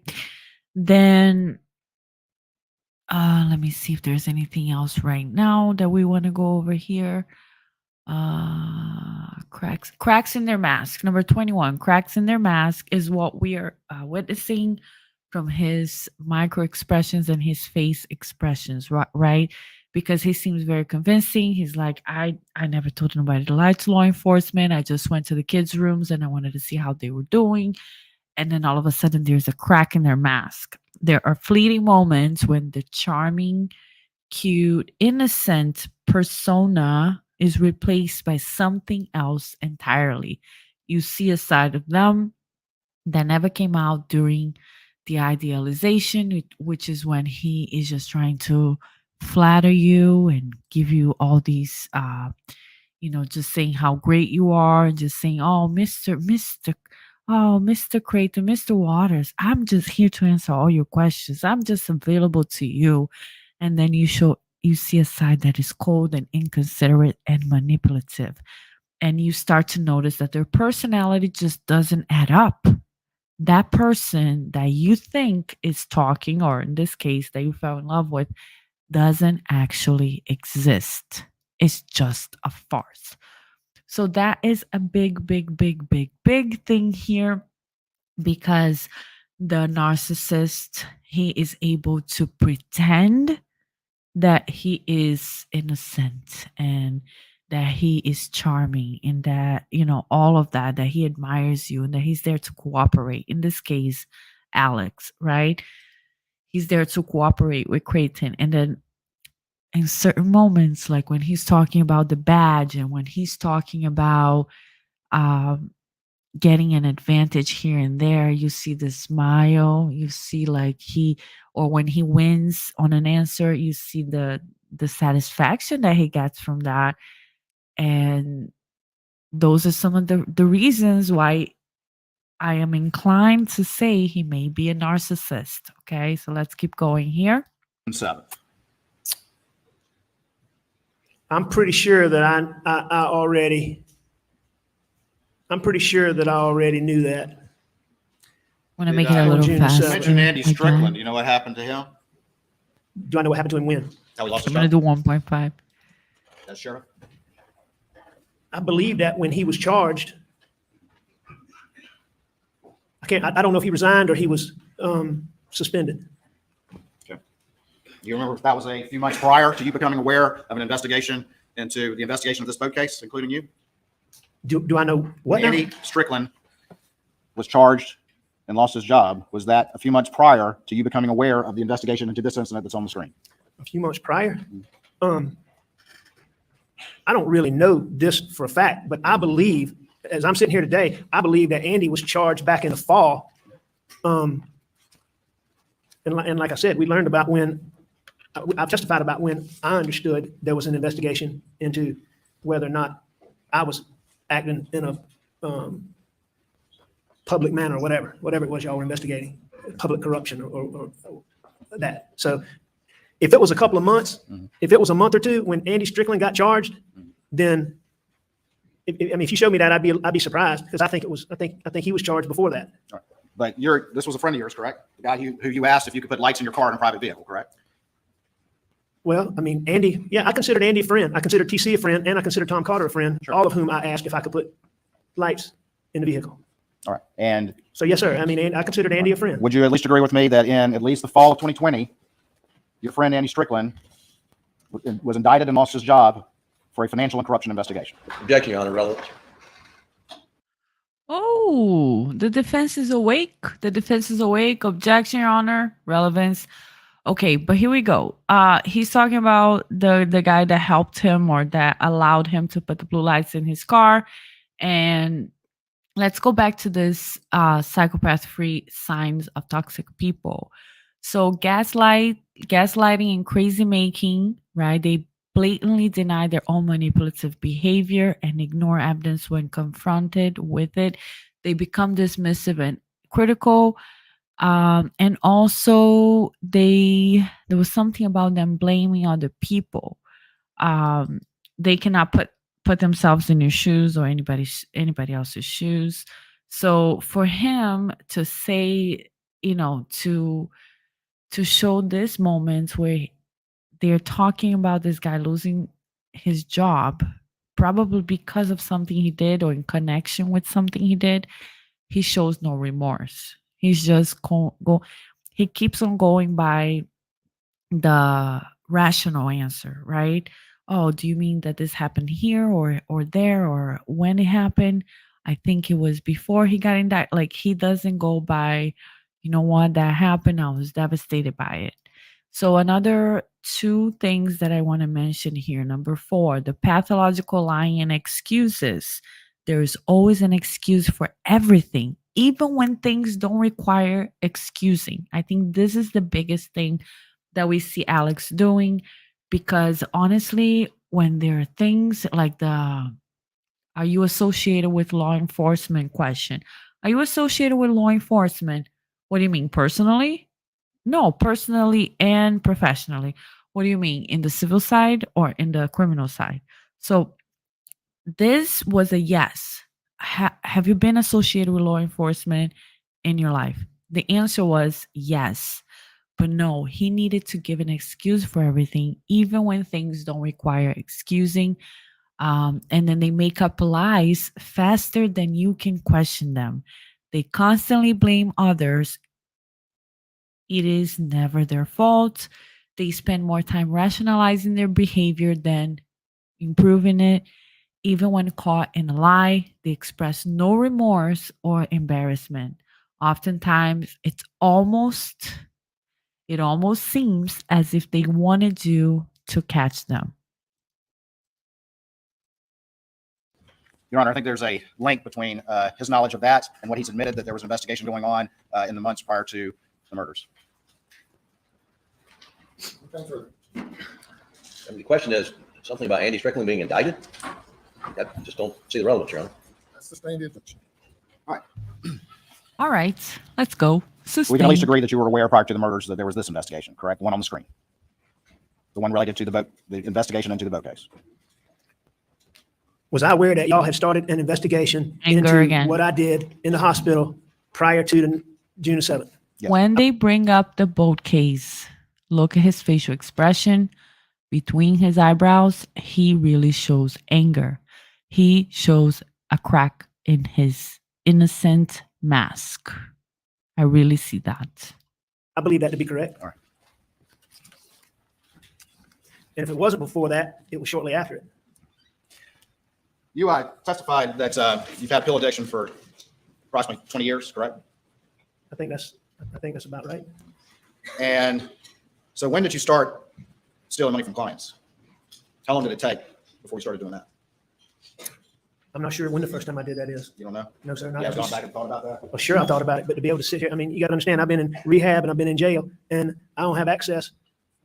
You know, all my telephone calls were put on the media, so I haven't had a lot of phone access. I haven't had a lot of access. So as we sit here today, I cannot tell you the exact time. I don't deny that I did it, but I can't tell you the exact time that I first did it. And you told this jury that's the cause of your financial problems?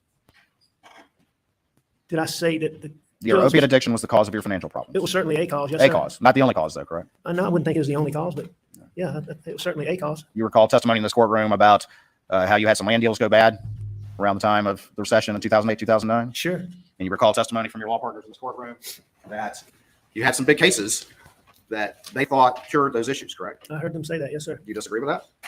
Do I disagree with what they thought? No, I mean, I don't have any You reason would disagree if that was true. that they thought that my partners thought that that I gotten past my financial difficulties. I have no reason to dispute that, Mr. Waters. I'm not Was trying to that true? frustrate Was you. what they thought true? When he says, I'm not trying to frustrate you, of course he's trying to frustrate him. That I was past my financial difficulties? Is that the question? Yes, that's the question. Was it true that I was past my financial difficulties? I mean, they were certainly better after that, but I mean, no, I don't think I was past them. No, sir. All right. What was the first big case after the recession that you had? Mr. Waters, I can't tell you what the first big case was. You remember That, I believe, is true. What date? All right. Well, let's go with the Pinckney case. Do you remember when that was? I remember generally speaking when it was, yes, sir. What year was that? 2011? Would you dispute that? 2011, when it ended? When you got recoveries in that case? I mean, if you're looking at something that tells me that, I have no reason to dispute that, but I can't remember off the top of my head. That's certainly in the time frame.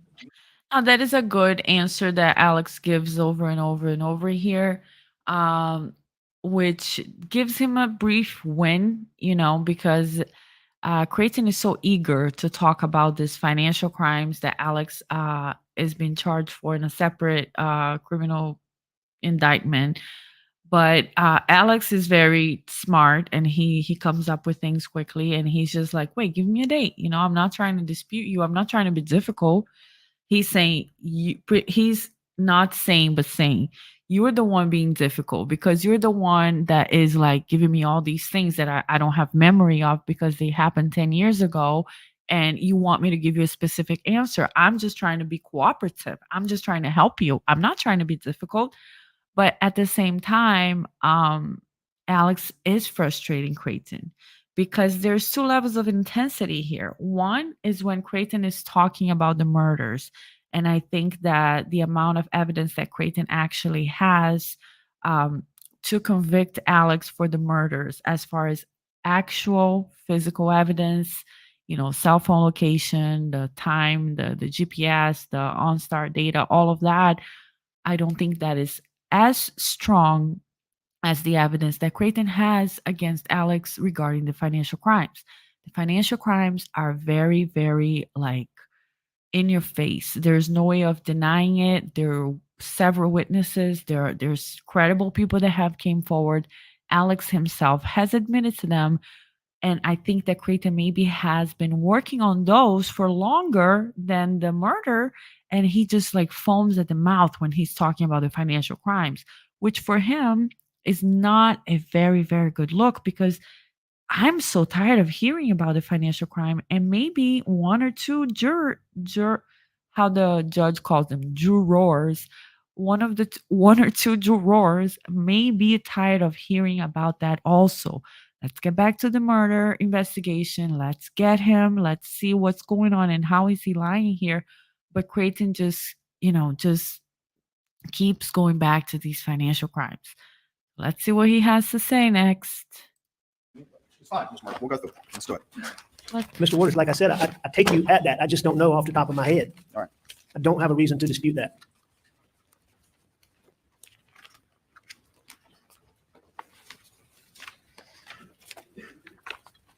Look at him. He's just so eager. He's like, let's go talk about the financial case. All right, I'm gonna show you what's been admitted into evidence as states 331. Let's go with, actually, 332, 333, and 334. Do you recognize those documents?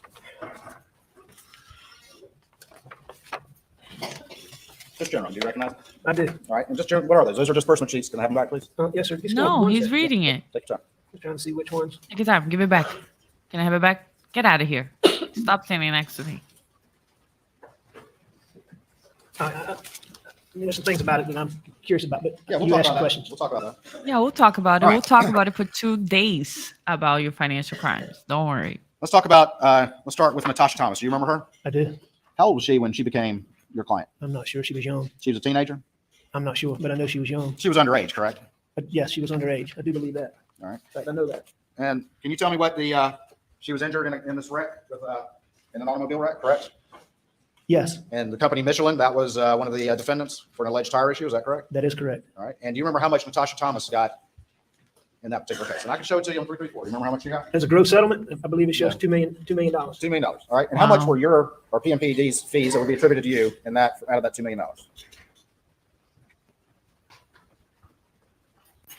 $800,000. $800,000. Yes, sir. All right. Excuse me. Yes, sir. All right. And so that would be $800,000 in fees that would get attributed to you. That has nothing to do with the money that you subsequently stole from that teenager.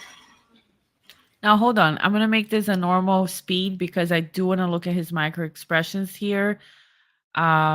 This pause right here. He seems to be angry that you are questioning him about this. Okay. And this also indicates to me that he is showing no remorse. He's going to keep the answers on the rational facts instead of the remorse, the empathy. Like, how could I have done something like this? Maybe the explanation that he always has is that he's an addict.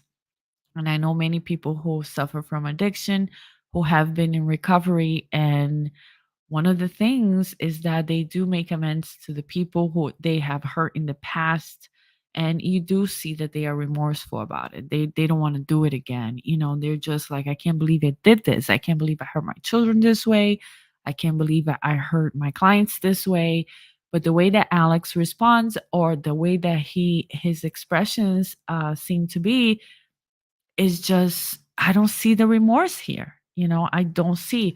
So again, when I read this psychopath-free signs of a narcissist and psychopaths, even when they are caught in a lie, they express no remorse or embarrassment. Oftentimes, it almost seems as they wanted you to catch them.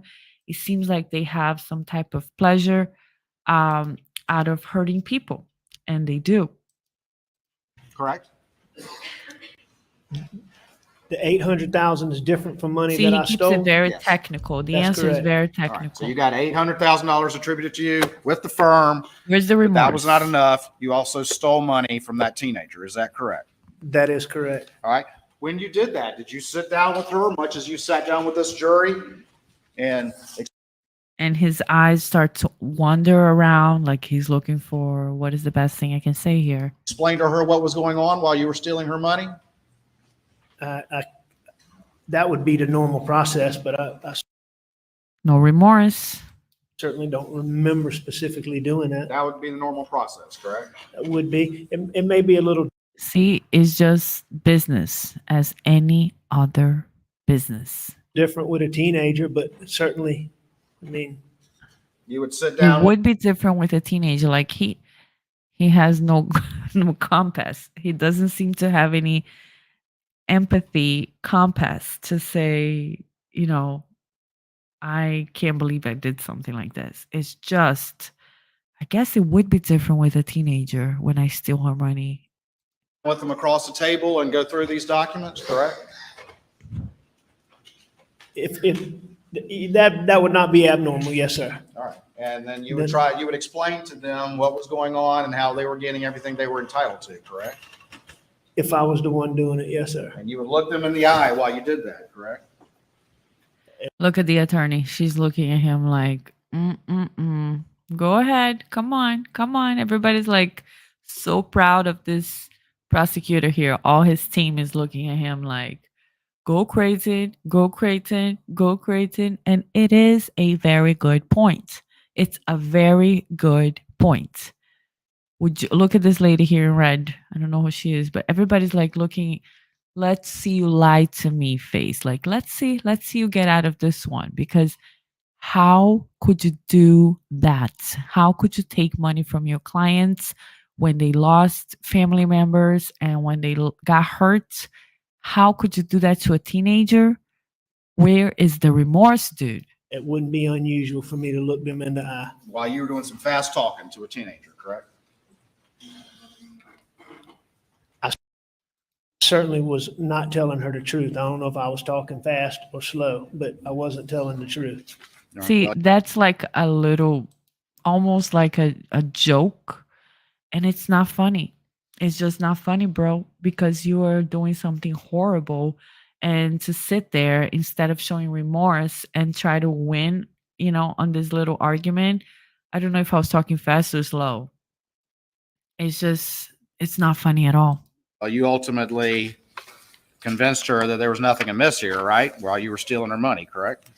I don't know if I convinced her that nothing was amiss. And just another thing here, I love the fact that Creighton is just ignoring him. Like whatever he's saying, Creighton's body language is like, I don't care what you're saying. It doesn't matter. Like you're nothing, because that is exactly the way that you should talk to a psychopath or narcissist. God forbid you ever encounter these people. They're more common than we think. Not all of them are in prison for committing awful murders. Some of them walk around town and they're just charming and they're just in positions of power, and we don't know. But the way that Creighton is acting when Alex is responding to a question, and Alex has if he's a narcissist, I don't know if he is, again, disclaimer, but if he is a narcissist, he has the need for admiration. He has that need. And if you don't admire him the right way, it offends him deeply. The fact that Creighton is not giving him any looks, like he's not looking at him when he's responding, he's just messing with his paperwork. At one point, he's looking at his cell phone and like texting somebody. I'm like, that just shows so much disrespect to the guy that has a need for admiration. So let's see. Or I misled her, but I admit candidly in all of these cases, Mr. Waters, that I Candidly. took money that was not mine and I shouldn't have done it. Where's the remorse? I hate the fact that I did it. Where is it? I'm embarrassed by it. I'm Words. embarrassed for my son. I'm embarrassed for my family.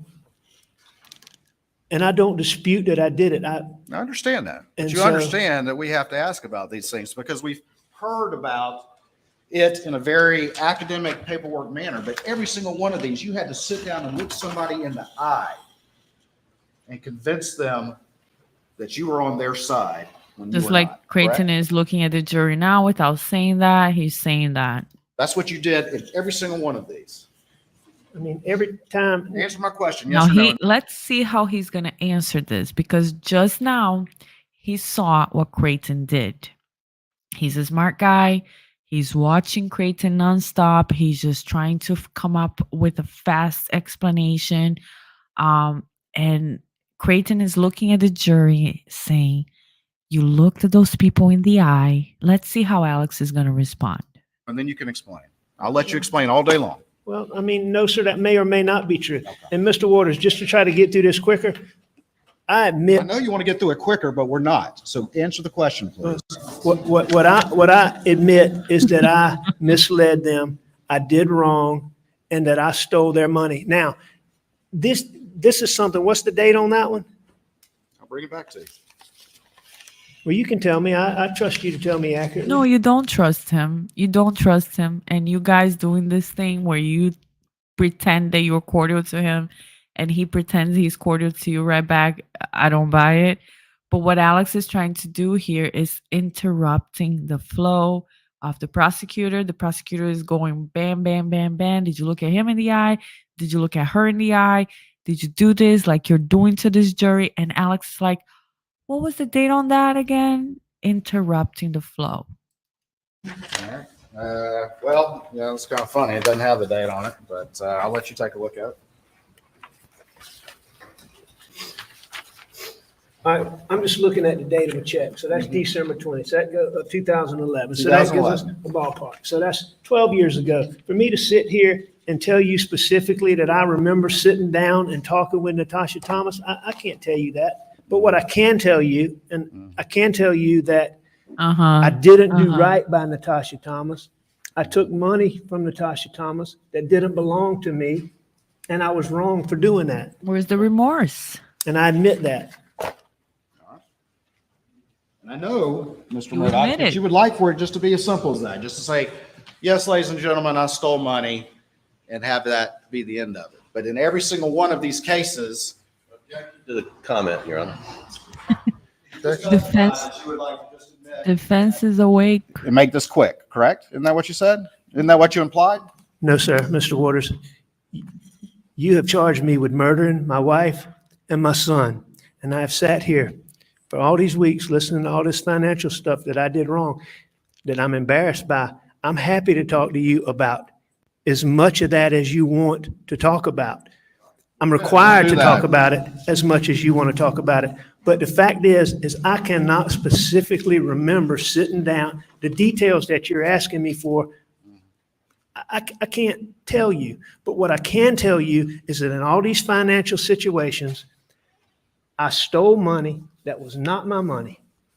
I misled people that I shouldn't have misled, and I did wrong.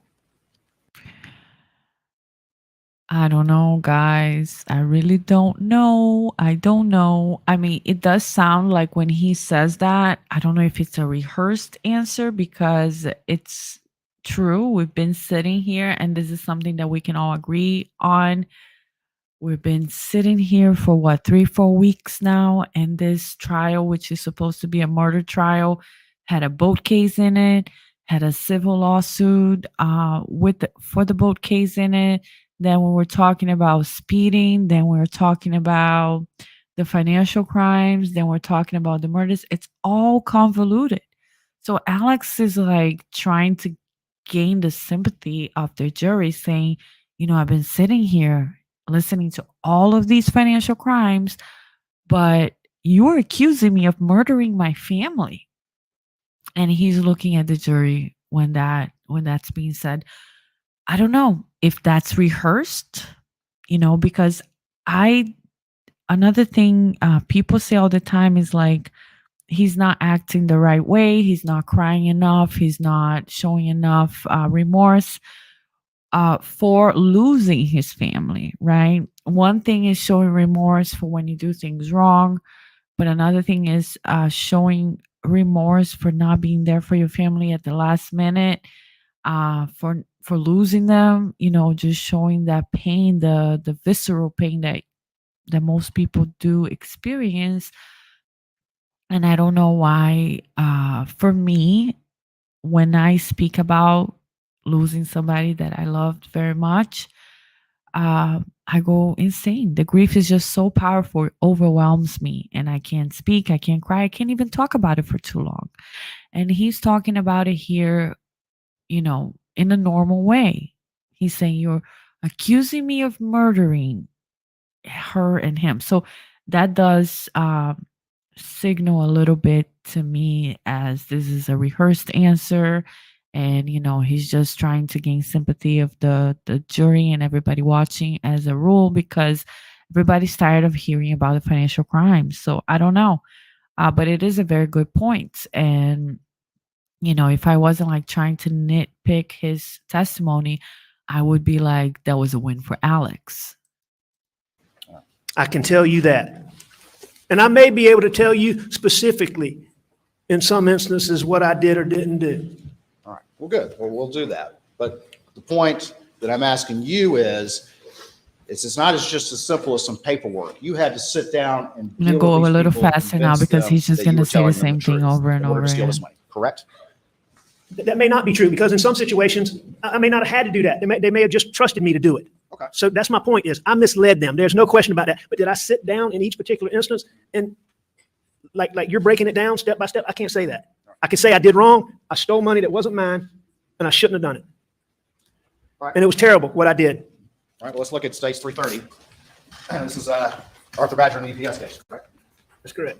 All right. You remember what the total recovery was in that particular case? There were multiple plaintiffs. Let me ask you that first. There were multiple plaintiffs in that case, correct? Here we go with the And you financial remember what the total again. recovery was in that case? Not exactly, but I mean, I know generally. All right, To make it $12 million. faster. Consider that. Go faster, $12 million. please. I mean, if you tell me it was $12 million, then I believe you, but I thought it was a little bit more than that. All right. And if ultimately, if you have multiple plaintiffs, how do you decide as the plaintiff's lawyer, how does it work out that amounts of that total recovery get allocated to individual plaintiffs? I mean, different cases are different ways. Is it true that often the defense attorneys, the civil defense attorneys, will ask the plaintiff's attorneys how you want that allocated? Sometimes, yeah. Sometimes. Sure. Is that what happened in this case? In the Badger case? I can't remember exactly how we came to that. Who was the deep pocket in the Badger case? You remember? The defendant that had the money that you ultimately recovered from. That's the UPS. majority. Do you remember? Well, I think it was UPS, and I believe it was. I can't remember if it was corporate or if there was insurance, but it was certainly UPS was the major defendant. But I believe Arthur Badger was a defendant. I can't remember. I know UPS was. Did you sit down with him and explain this paperwork that you were using to steal his money I believe I did sit down with Arthur Badger. and managed to convince him that nothing was amiss while at the same time stealing money? I believe I did. And did you allocate millions of dollars to Arthur Badger personally while only telling him that his recovery was going to be around $300,000? I believe that I did. Yes, sir. And on this exhibit, 330 sat down and looked him in the eye with all this stuff on here and fast talked him past these figures that he believed you and left thinking that you had done him right. I would have. I Did that- believe that I sat down with Arthur Badger, and I know that I misled Arthur Badger, and I'm sure I at some don't know point if during I that was talking conversation that I fast. looked him in the eye. I'm glad he didn't say I don't Well, know back if I was to, talking fast. Stage 333. You remember Hakeem Pinckney? Do you remember him? I do. What happened to him? He was injured in the same wreck that Natasha Thomas was injured in. Oh my God. This one is Badly injured? bad. He was. This badly one is injured the was worst. Yes, I mean, he was terribly injured. He became a. think. Can't remember what level, but he was a quadriplegic. Oh my You God. remember what the federal recovery? Okay. We're going to stop because I do want to go back to normal and see his face when he's saying that. He became a quadriplegic and Alex took his money. It's just, oh, this guy is like really hard to be on his side. It's really hard to even say, you know, he has all these rights and the judge is letting all this stuff in and maybe he shouldn't, you know, there's all these grounds for appeal. But when this guy testifies to the level of things he did wrong, it's scary. Let's see his facial expressions here. amount was for him? Not off the top of my head, no, sir. All right. Well, let me show you stage 333. See, And he just keeps see going what the like total- if you recall, very what the total recovery rationally. was in that case. Let me look at the Looks like it paperwork, was $10,245,000. numbers, paperwork. That was for Where's Hakeem, the correct? emotion? That's Look at correct. Creighton. And how much of that Creighton's was the not looking attorney's at him. fees that would have gone to PMPED that would have been attributable to you? This is a good point. $4,098,000. $4 $4,098,000. million in legal fees. that you would have Yes, gotten from this but you settlement. still Is that stole his correct? money. $4,098,000. Yes, sir. Yes, sir. Look at him, all humble, but And in doesn't the end, that matter wasn't enough for what you, you correct? did. Was that enough for you? Was that enough for me in that case? Yeah. I mean, Was over $4 million in legal fees that you received. Wow, this is sorry guys. Sorry.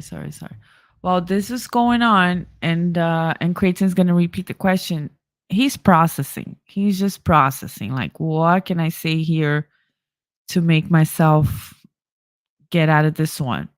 Received that would have been attributable to you through the law firm at the end of the year, whatever it worked out to be, but you would have been credited with over $4 million in fees for that. Is that correct? that's correct. And was that enough for you? Was that enough for me? Mhm. Or did you take more Oh, no, from?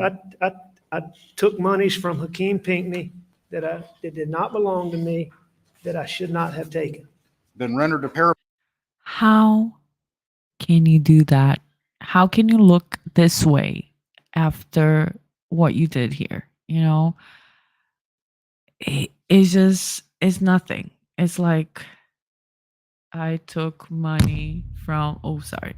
I took money from people, and it's just, okay, I'm going to go back to this one. They spend more time rationalizing their behavior than improving.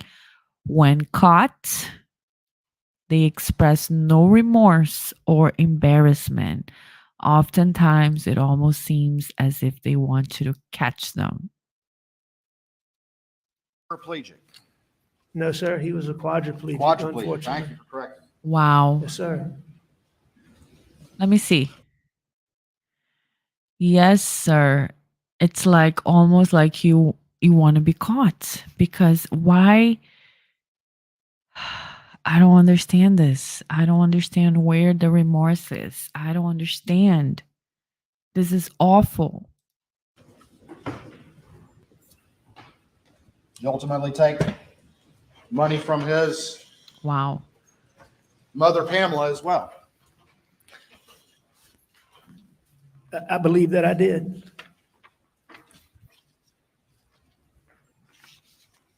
You remember how much money you took from a king? No, sir, not off the top of my head. I do not. Make it a little I faster. told you it was over again. $370,000. Would you agree with that? If that's what the records show, I don't dispute that. Do you remember how much you took from the teenager Natasha Thomas in addition to your legal fees? Not off the top of my head, no, sir. I told you it was over $350,000. Would you agree with that? I don't dispute it. Do you remember how much you took from Arthur Badger? Not off the top of my head, no, sir. It was over $1.3 million. Would you agree with that? I don't dispute it.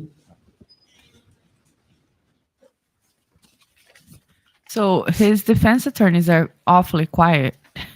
I think they're like, this guy's a POS. I'm gonna let him just drown. Around the I time don't that know. this was going on, Look at his you have face. some land deals that were going bad, Look at his that face. had gone bad. Which 2008, 2009, 2010, 2011. I think those had happened a little bit before that, but I had some land deals that had certainly had problems. And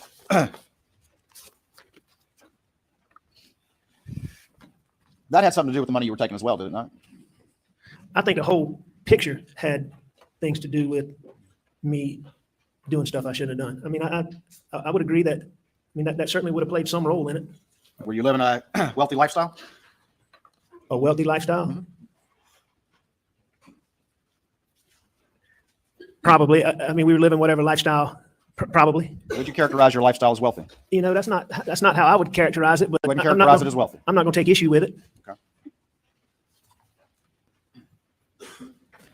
Around this time, were you making more than $1 million a year? Around what time? 2011, Yes.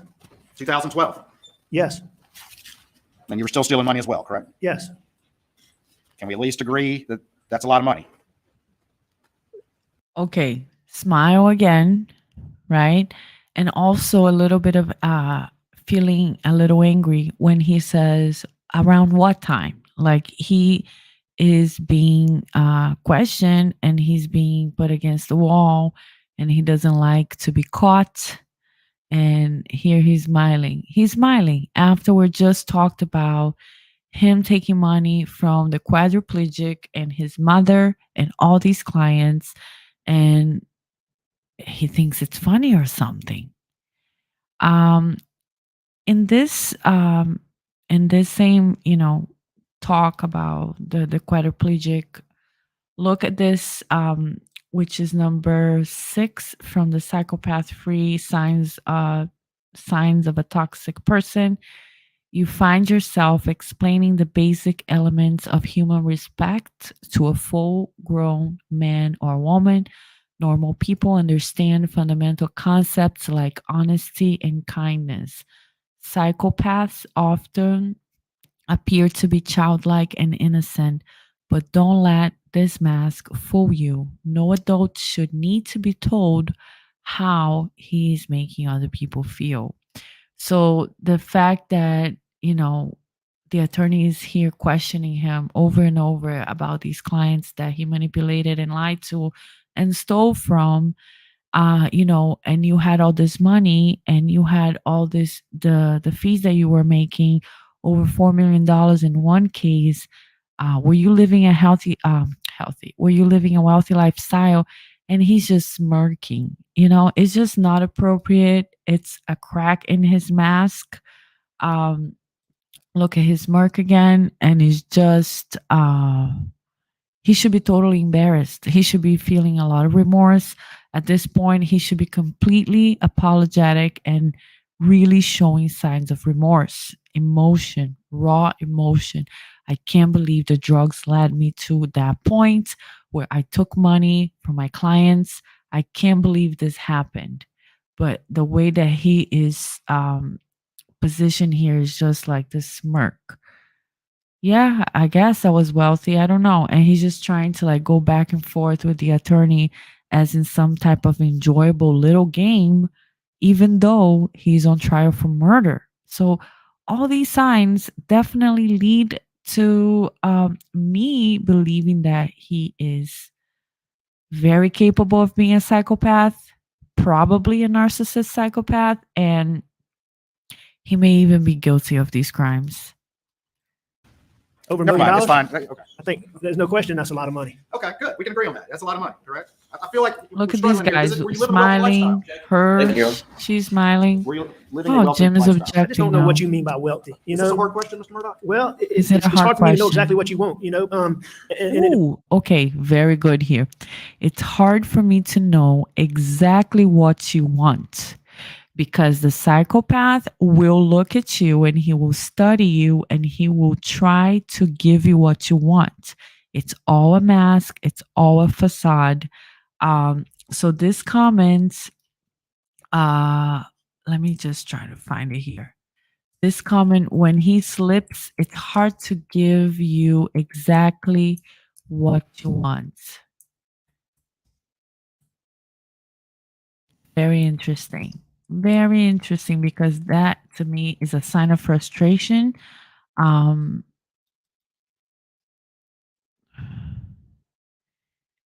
it's a sign of frustration and it's just a sign of him saying, I'm trying to study you. I'm trying to observe what you want. I'm trying to answer your questions and I'm trying to make sure that I'm giving you the right answer. And it's hard. So I'm gonna try to find this in a article about a narcissist, but we're gonna keep going here. depends. I was spending money that wasn't mine, that I shouldn't have. I think that, we lived a lifestyle. I don't have an issue if you want to call it wealthy. Would you concede with me that not all of this money was going to pills at this point in time? No. All this stolen money. No, I doubt that it was. Okay. And it was being used to support your wealthy lifestyle. Well, I haven't looked at all these documents to know exactly what was being spent where, but here's what I do know. I know that I was making a bunch of money and I should have had more money than I did. And I know that I was spending a bunch of money on pills. And I know that, I don't remember in 2011 if those I just can't remember those land deals. But, if I spent money on other things, I don't dispute that either. I just haven't looked at the records. Okay. But you would at least concede that the money you were stealing was going to support your ever expanding wealthy lifestyle. Would you concede that? Did all of the money I stole, Any of it, Mr. Murdaugh? any of it? Yeah, I would certainly agree that there was money that didn't go to buy just pills. Right. And you would concede that even though you were generating millions of dollars in fees, that was not enough for you. Would you concede that? If by concede that, you mean, was I also stealing money that I shouldn't have? Yes, sir. I agree with that. I've said that repeatedly. Okay, hold on. I found it here. Let me just share this one. And here is where we see narcissists, right? They're trying to give you what you want. And he just said, it's hard for me to give you what you want. Like it's hard for me to understand what you want exactly because he's trying to do this, okay? Mirror. Why do narcissists mirror? Narcissists lack their own identity, so they must get it from someone else. Narcissists don't have stable senses of identity and they require outside sources to help them define their own level of esteem and worth in that moment. This is part due to the absence of mirroring when they were younger and the inability to learn how to emotionally connect with others and develop a sense of self. The absence of a stable sense of self requires them to seek identity elsewhere. So they're trying to give you what you want as a way to win you over or win the argument over. Narcissists are excellent at control and manipulation. While they lack a strong sense of self, one strength they do have is the ability to watch others closely and then use this information in their favor. And this is what Alex is doing here. He keeps watching Creighton as he walks back and forth. He keeps trying to understand where his questions are going next. A narcissist seems to always know what you like and they give this to you if feels as if they know you well and are invested in your happiness or whatever in this situation would be, and whatever satisfies the answer and whatever makes him get away with whatever he's trying to get away with. But very interesting that the mirroring thing is the observing, the manipulation. He's trying to observe Creighton and manipulate him and give him what he wants. And he even says that out loud. He says, I'm trying to give you what you want, but I'm not sure how to do it. Like I'm losing it here for one second. That's what I call a crack in the mask, right? A crack in the mask. 1 second. He seems so where did the crack in the mask go? He seems so innocent and so, cooperative. And oh, here you go. And I'm trying to just answer your questions, but then there's a crack in the masks. It's a fleeting moment when the charming, cute, innocent persona is replaced by something else entirely, and you see another side. And that's what's happening here when Alex says, I'm trying to give you what you want. Who were the plowers? They were two young girls from Colombia. They were underage when they became your clients? Yes, sir. Did they suffer a loss in their family as a result of an accident? They did. What loss did they suffer? Who died? Their mother did. And did you get a sizable recovery in the case, in that particular case related to that? Do Yes, sir. you remember how much that recovery was? I don't. Got any idea? I know it was a significant settlement. I know it was a very good settlement, but Millions of dollars? oh yeah, it was millions of dollars. But whether it was, 2 million, I know it was significant. I don't know if it was 8 figures, but I know it was a significant settlement. And was there a conservatorship for them because they were underage?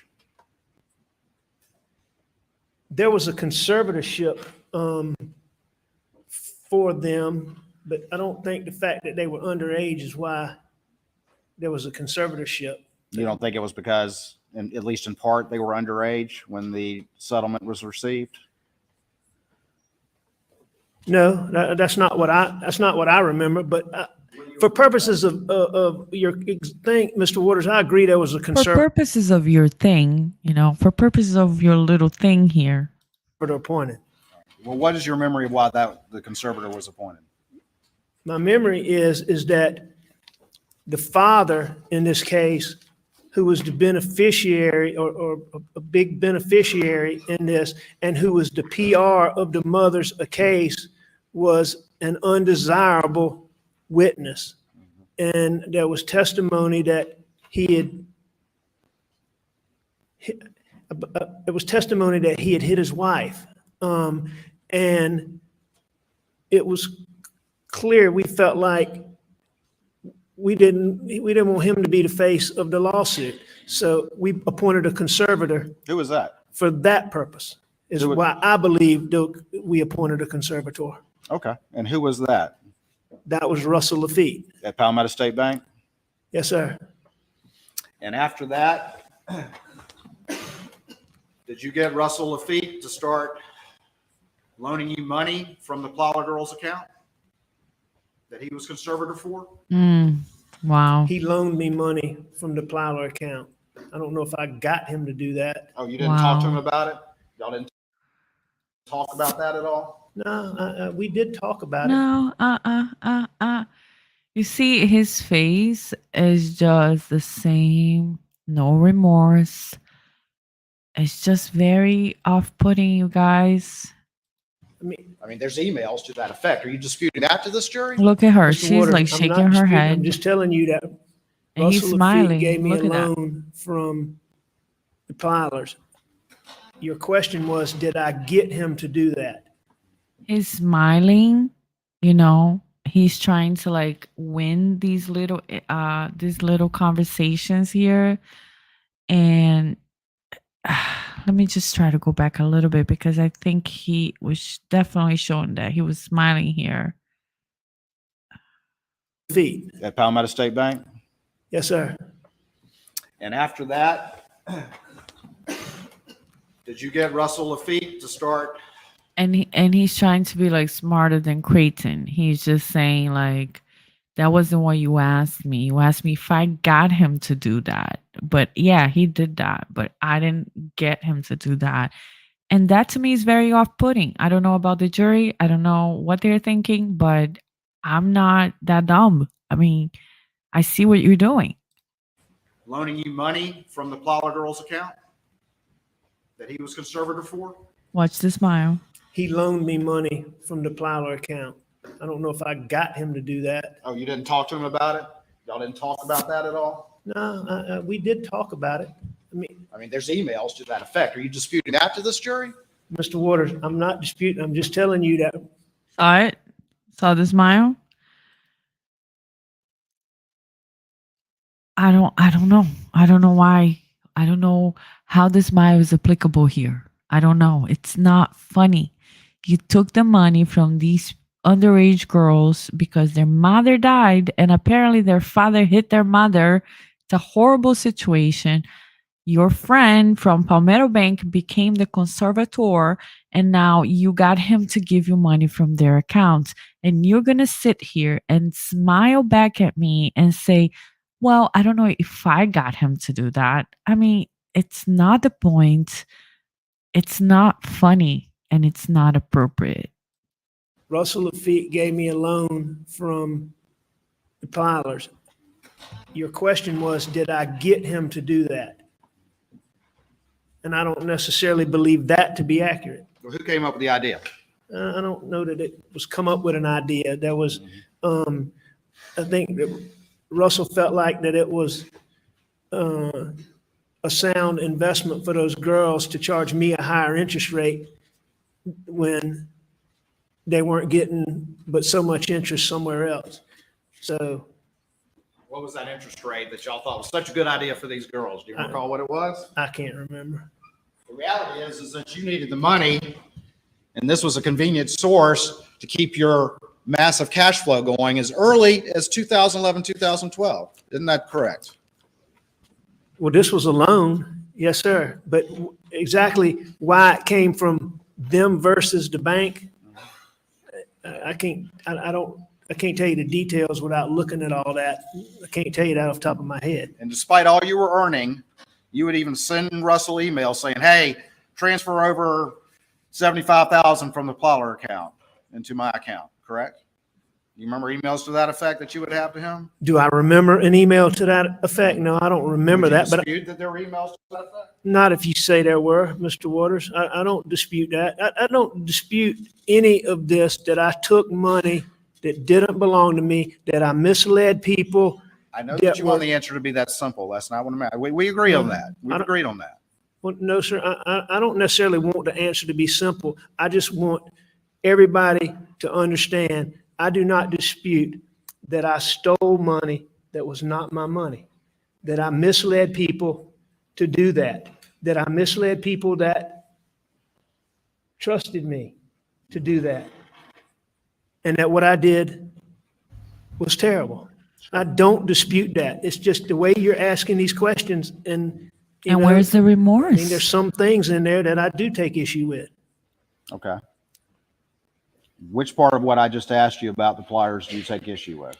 You take issue that y'all didn't conspire to do that, you and Russell? You Yes. take issue with that? Take issue with that. Okay. I can tell you that Russell Lafitte never conspired with me to do anything. Whatever was done by me. Okay. So you told the Plower girls that you were borrowing money from their account? That- No, I don't know. I don't know that I told Tell him that. Russell to tell them? I don't recall. I don't course you believe don't so, recall. but I can't sit here and tell you what I told him however many years ago. Did you tell Russell he could borrow money from that account too? I don't remember having any discussion with him about him borrowing money. Was the supposed interest rate you were paying far lower than anything you could have gotten anywhere else? I don't even know what You don't interest even rate know? I was paying. Okay. One But thing's I- clear, you never told this to the Plower girls, did you? I would have thought the interest rate that I was paying was a little bit more The question was about the girls, and you go back to the interest rate, than what a bank loan would have been, but I don't know that. I and now he's don't know that. he's I processing don't know the what the other interest rate question. was, so I don't know that for sure. When you stole the Badger money, how much did you steal from Arthur Badger that we talked about before, the UPS guy? I don't remember the exact amount. Wow. $1.3 million. Would you dispute that? I don't dispute that. I don't dispute. I'm so cooperative.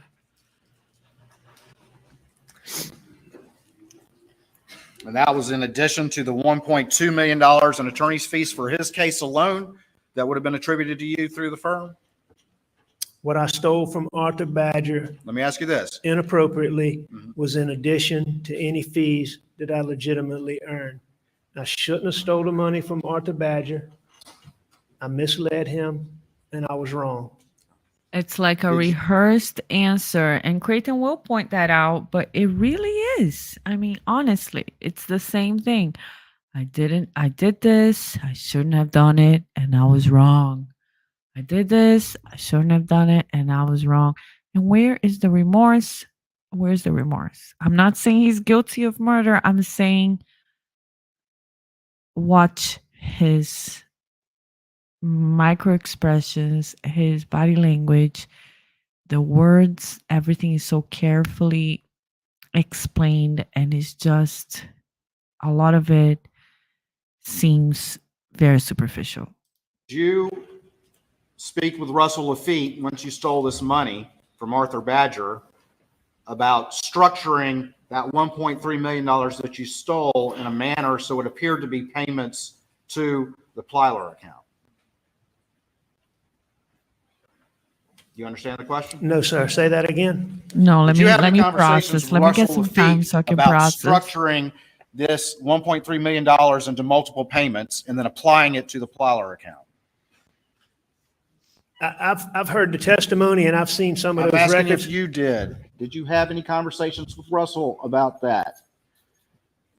I had to. Okay, I had to have. all right. You even asked him to recut the check, correct? To have Jeannie recut the check. I've seen, I believe an email or a text to that effect. So you don't dispute that? No, I don't dispute that. What I dispute is if you're insinuating in any way, this was stuff that I did. Okay. I mean, thank this you. stuff that I did these things wrong. Russell Lafitte didn't do anything. I'm not here to and- talk and about what- that. I'm just talking about but- what went on. And I know, but you keep talking about what I did with Russell Lafitte. And what I want to let you know is that I did this. And I'm the one that took people's money that I shouldn't have taken, and that Russell Lafitte was not involved in helping me do that. I just asked you a simple Knowingly. question. If he did it without knowing it. All right. So you sent him an email and then asked him to recut the check and have the check made out to various amounts short of that, and then applied those over time to give the illusion of payments to the Plyler account. Is that correct? Mr. Is Waters, that correct? I don't know, but I'll tell you this. Okay, I you don't don't know.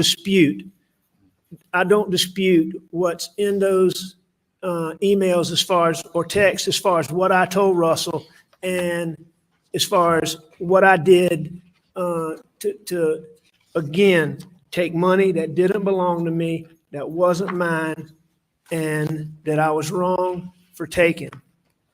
It's just the specifics of that you want me to give you details on, and I can't do that. I do not dispute what's in those texts or emails.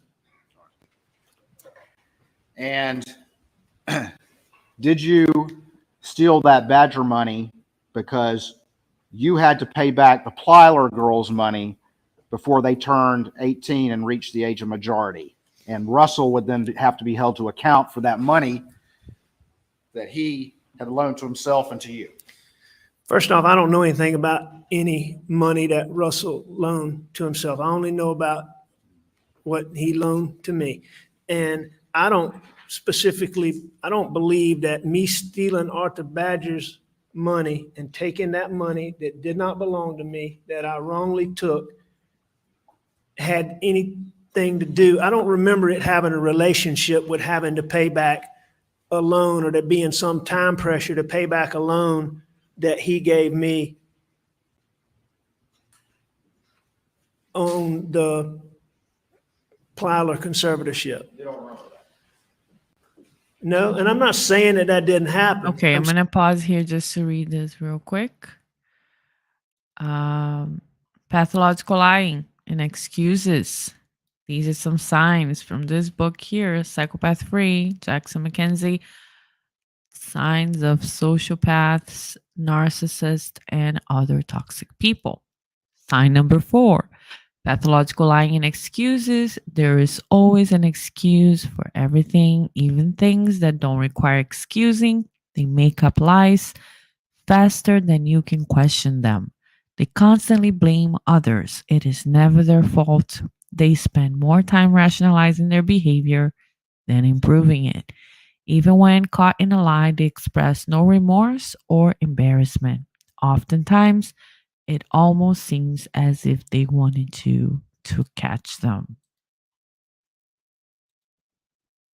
I'm going to make it a little faster. That's not the way I remember it, and I don't remember it. Did you ultimately borrow $1 million roughly from the Plyler girls without their knowledge? Does that sound right? About $1 million? Borrowed or stole? If you tell me that's the number, I mean, that surprises me, but I don't dispute what's in the records. But I didn't believe I had a loan for, you saying $1 million? I didn't believe that I had a loan. Mr. Waters, if that's what the records say, I don't dispute it, but that's not what I thought. I didn't think I had a $1 million loan from them.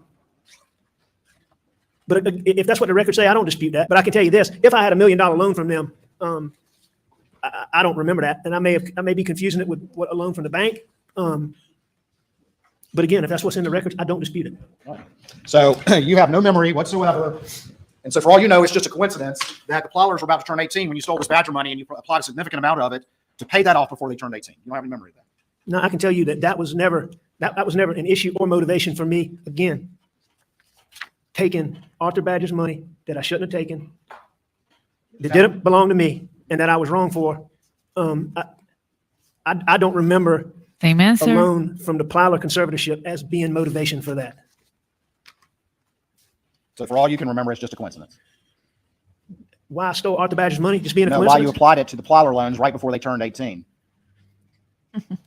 No, I'm not saying it's a coincidence or not a coincidence. What I'm saying is I don't remember that. Okay. And so I don't remember that being a motivation. If it was, I didn't know I had $1 million loan from the Plyler conservatorship, at least as I sit here today. But, you know, I would have known I had a loan from somewhere. And if I took Arthur Badger's money and applied it to that, I mean, again, I stole money that didn't belong to me. I misled Arthur Badger to take that money, and I was wrong. How many times have you practiced that answer before your testimony today? Because I've keep never- giving the same one over and over again. I've never practiced that answer, but you keep asking me these questions, and Whoa. using that Okay, answer. so he tell you did what's gonna- say, I never practiced that answer. And some people may say that touching your nose is a sign of lying. In evidence as states 321. You recognize generally that document. I do. And what is that? This is the disbursement sheet on the Deion Martin case. What happened to Deion Martin? He got in a wreck. Do you know his family When he got in the wreck, prior to him getting in the room? I knew who his family was. Okay, prior to getting in the wreck, Creighton's but after face of he got in being his wreck, I became very disinterested. close with his family. Getting very close to his family. And Deion suffered some pretty severe injuries, correct? Hold on, let me do a normal here because I hear so many noises. Deion was hurt bad. the background. Yes. Putting an injury to his head. You know, I heard you say that the other day. I don't specifically remember Dion having a head injury. I believe Dion had more orthopedic injuries, but he may have had some injury to his head. You met with him on a number of occasions? Yes, I met with him on a number of occasions. Met with his parents on a number of occasions? About Dion, About the case, while the case was going on.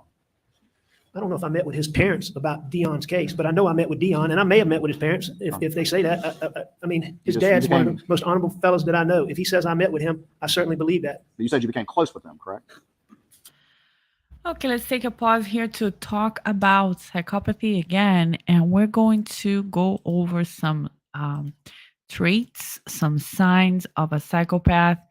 I thought this was a good point to do so because Alex is saying somebody's very honorable. And this is somebody that he stole money from. And it's just unbelievable how you can do all these things and then just show no sign of remorse whatsoever. So here we go. We have superficial charm and charisma. Superficial is a great word because it's not real, right? Superficial charm and charisma. And psychopaths can be very charming, charismatic, and persuasive people. This can be especially so with female psychopaths who are more social and emotional than their male counterparts. While they lack true empathy, they are often very skilled at faking prosocial behaviors like flattery, kindness, and false sympathy. We just saw the flattery happening here.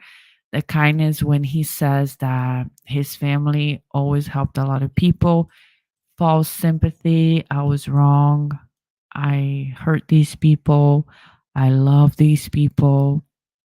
They may use these skills to get things that they want from people, but eventually they are unable to keep up the act.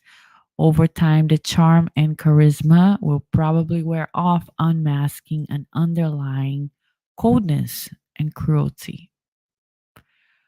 Number 2, unnecessary cruelty or a mean streak. Once the superficial charm and charisma wears off, a psychopath will often demonstrate moments of cruelty or meanness. These may include gossip, biting comments, lashing out aggressively at others, or laughing or being entertained when they hurt or embarrass someone. Cruelty and meanness are hallmark signs of a psychopath and often lead to a pattern of violating the rights of others. Now, when I talk about this part here, the cruelty and they are laughing or being entertained, that does remind me of Alex when he is showing those laughter moments or the smirking, the sides of the mouth, and Creighton is questioning him. I don't know if he's laughing at hurting the people he stole from, or if he's smirking at having that interaction with Creighton back and forth. So we're going to go back to the testimony and we'll come back here in a little bit. Close to the parents? I consider Dion's, yes, I think the world of his dad and his mom and Dion. What was the recovery that Wow. was obtained in Dion's case? Let's see, it looks like recovery, $2 million. Actually, this is, let's see, I know it was $2 million, but I believe the recovery was less than $2 million.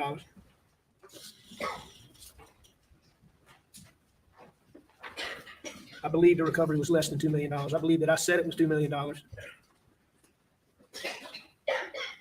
I can't remember exactly what the recovery is, but I know it was less than $2 million, and I know that I misstated it as $2 million. So you falsified the paperwork, correct?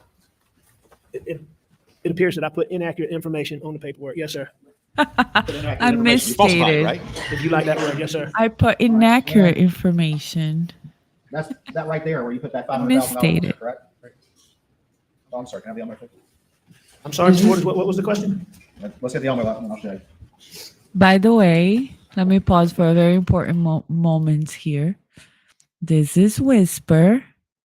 Wait. Whisper was taking a nap and he just woke up and he's like a baby. See? That's Whisper. He's just so adorable. He's such a good boy. So I thought you guys could meet Whisper. Whisper, say hello to everybody. Hello. Okay, back to this crazy trial. Let's go. Let's go. Right there, that's the Dick and $500,000 Jim that you is sleeping. falsified this document with, is that correct? It says structured annuity directly to Michael Gunn? Yeah, that looks like one place that yes. Why did you do that? Why did I? Yeah, why'd you Why put did that I- 500,000? What was your purpose in doing that?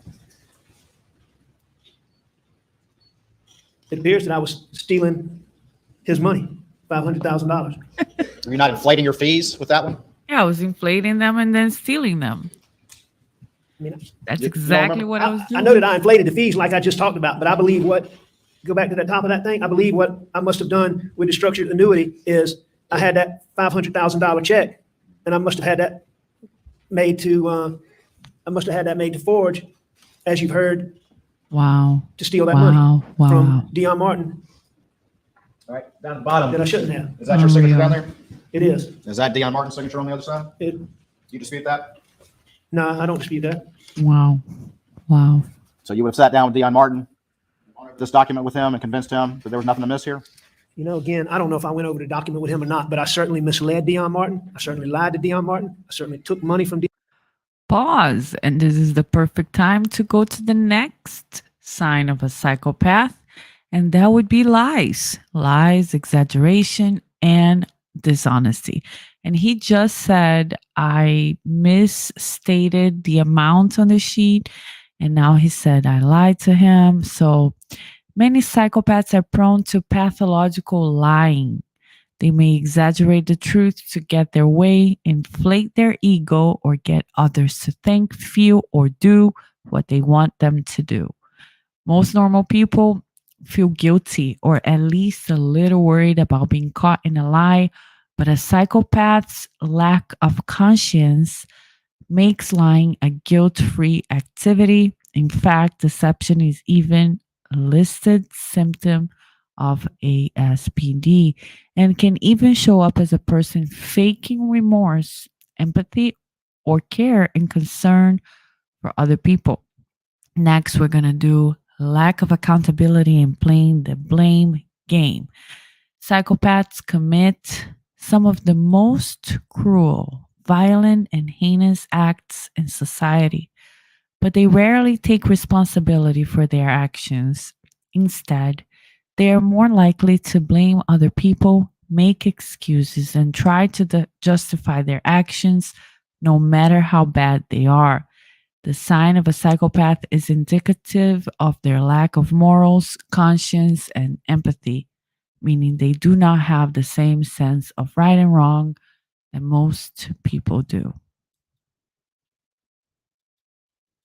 Dion Martin that did not belong to me, and I shouldn't have done it.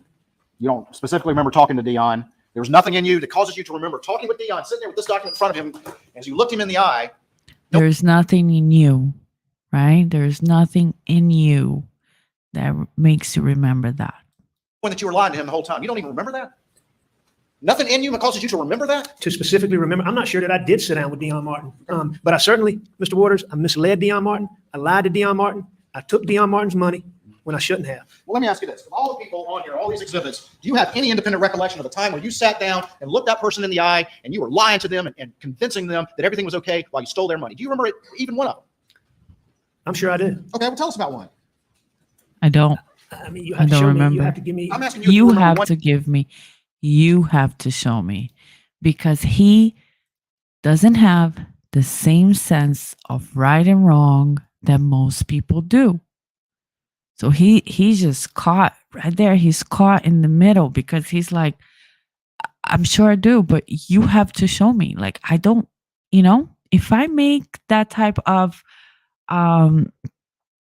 it's not even called a mistake, but if I hurt people that way, that if I was a drug addict and I hurt people that way, like he's saying he did, and I would be like, oh my God, I'm so remorseful. I'm so embarrassed. I'm so ashamed. I'm so, this weighs on me so much. Like that memory of how I hurt people, maybe I wouldn't remember every single person I hurt. Sure, I'll give him that. But I would definitely have that memory of the people that I hurt. But he's unable to do it. And when confronted with that question, he says, if you give it to me, I can remember. Like I will answer your questions, because he doesn't have that. He doesn't have the moral conscience that normal people do, as it seems to be. One time where you're sitting there in your heart, looking somebody in the eye, knowing you're stealing from them, and you remember it. I remember stealing from people. I remember lying to people, and I remember misleading people. For me to tell you that I sat down with each one of these people, I'm asking you to tell me about just one conversation, one time where you recall looking somebody in the eye and convincing them with your lies that nothing was amiss. One conversation. there were plenty of conversations where I looked people in But the eye tell me and I lied to one. them. There were plenty of times where I took money that I shouldn't have taken. There were plenty of times where I stole money. For me to sit and tell you a specific time that I sat down with a specific document and what exactly was said. If you ask me questions, but I can't remember sitting down with Dion on They certainly remember it, don't they, Mr. Murdaugh? I don't know if they do or not, but I would assume so. But you can't tell us one time where it just sticks out in your memory where you're like, I'm pulling a fast one right now. Oh, no. Or anything, whatever reaction. I'm going to pause. I'm going to go to normal speed because I do believe that he's showing a little bit of signs of anger. Let's see. You had. You Oh, can't no. remember a single one? No, sir, that's not correct. I can remember a lot of times where I lied to my clients, I misled my clients, And and I I was wrong stole for money that. from my Mhm. clients in conversations. But for me to sit and tell you that I had a conversation about this particular document, I don't dispute it. I know you don't That is like aggravating Creighton again. I don't dispute it. dispute it, Mr. Murdaugh. You've said that 100 times, haven't you? He's just, to me, he's just trying to process what's happening and trying to come up with an answer, right? He's just like observing him. Look, he follows him You with the can't recall eyes. for this jury one of these people looking them in the eye while you lied to them. You can't recall a single And one. I think that Alex is going to answer to himself, like, I can't come up with the person because if he's a psychopath, he probably doesn't have that conscience, that remorse. So he can't really remember them as people. He just remembers the numbers and the papers. And he's probably thinking the best thing I can do here is to pretend like I'm dumb and that he's asking me about this piece of paper, this specific conversation, and just keep saying that, like to do a word salad, right? To not make any sense, which is something that psychopaths like to do as well. So let's see. I've asked you this 3 times now. Oh, I promise Ask you. and answer. Your Honor, asked and answered 3 times. Well, here, That got Yes. that got a chuckle. here you go, Miss. Because Mr. the process, see, and Alex doesn't want to get the attention away from him. But that was a very cute little moment because the defense lawyer has just been sitting there. Jim has just been sitting there the whole time and like not really objected to anything. So the prosecutor says, I asked you 3 times. Objection, asked and answered. And everybody laughed, including the prosecutor. And Alex is like, hey, Mr. Waters, like he's trying to get him back, like to just, keep lying or whatever he's doing there. Waters, I mean, the point's made, isn't it, Mr. Murdaugh? I don't know if your point's made or not, but here's You don't know that either. Hold on. Before we go to this answer, what he just did, right? While everybody was laughing and everybody was like getting a little break out of this crazy interaction, the need for power, control, and dominance is another sign of a psychopath. And I think that what Alex is displaying here is a need for control. He needs to control this conversation. He needs to feel like he is controlling it. The power and dominance we saw earlier when he was confronted with using the badge. So here we go. Let's read this. Many psychopaths seek out positions of power and authority because they enjoy domination and control of other people.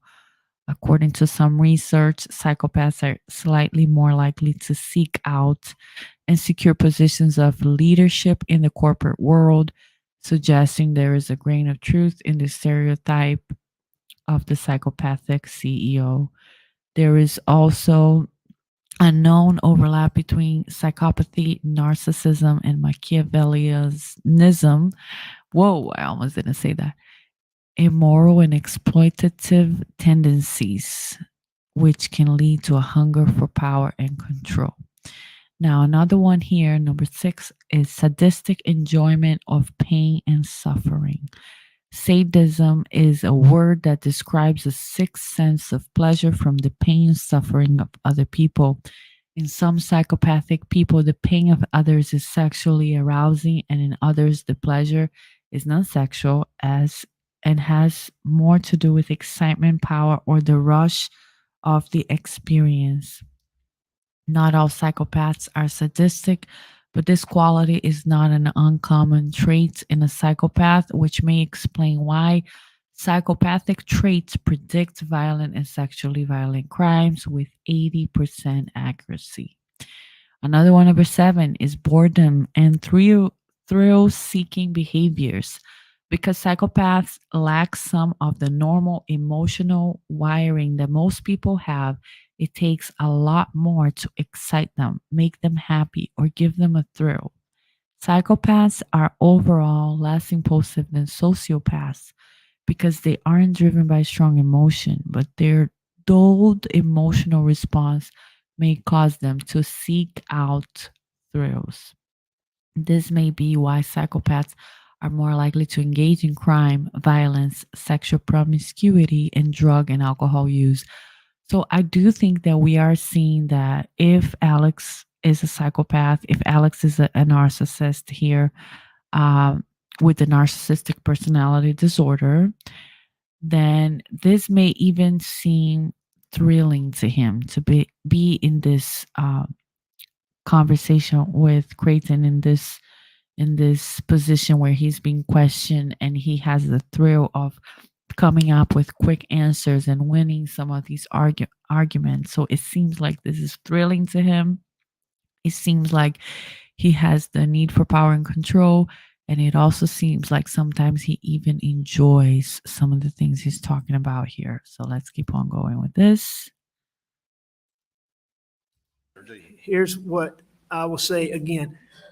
I remember lying to clients of mine. I did it on more than one occasion. I took their money when I shouldn't have taken it. I'm sure that I looked them in the eye. I'm sure that I misled them.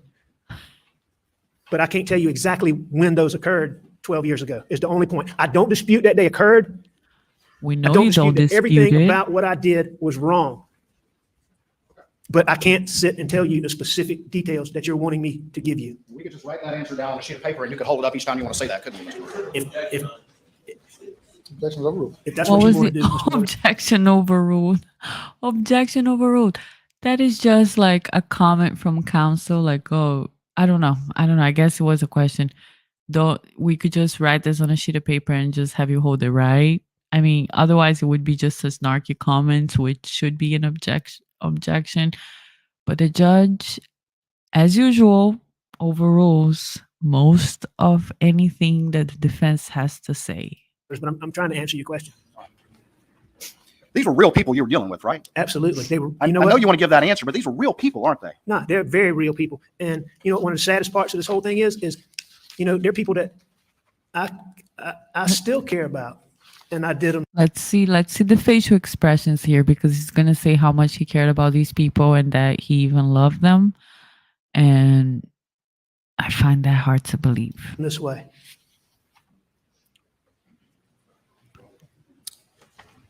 You know, that's what I was meaning in that text that you made an issue about to Annette Griswold.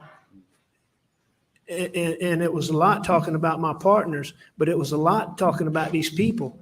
I mean, I know the people that I did wrong and that I hurt, that I stole from. I mean, they're people that I think a lot of.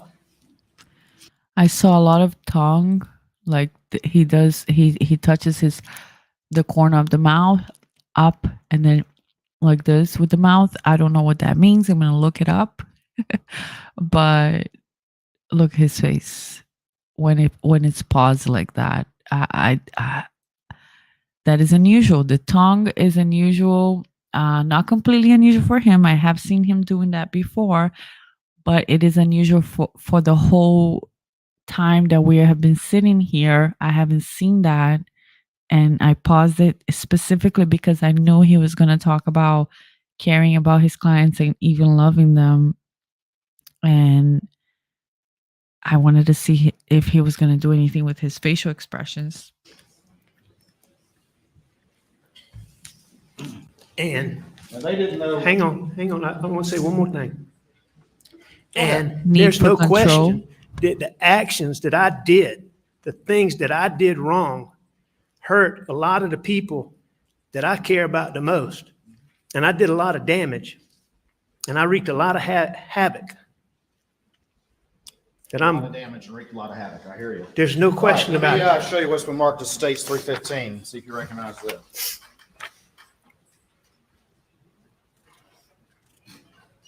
I do. Which case is this?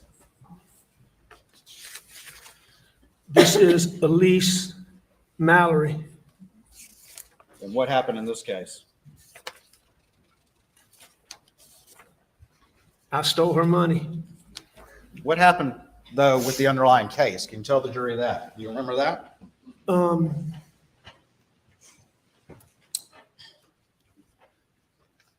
I believe it was Miss Taylor, Miss Mallory's. I believe it was her daughter. It might have been her granddaughter, but I believe it was her daughter. Was in a wreck Did she die? and she got killed. And Miss Mallory came to you for help? She did. You remember that one I at do. all? I remember. Okay, we remember one now. Oh, no, Mr. Waters, I remember all of these people. Okay. It's not that I don't remember them. You're just asking me details about conversations. Okay, great. I can promise you, I remember all of these people that I did wrong. Right. And you stole all of the money, didn't you?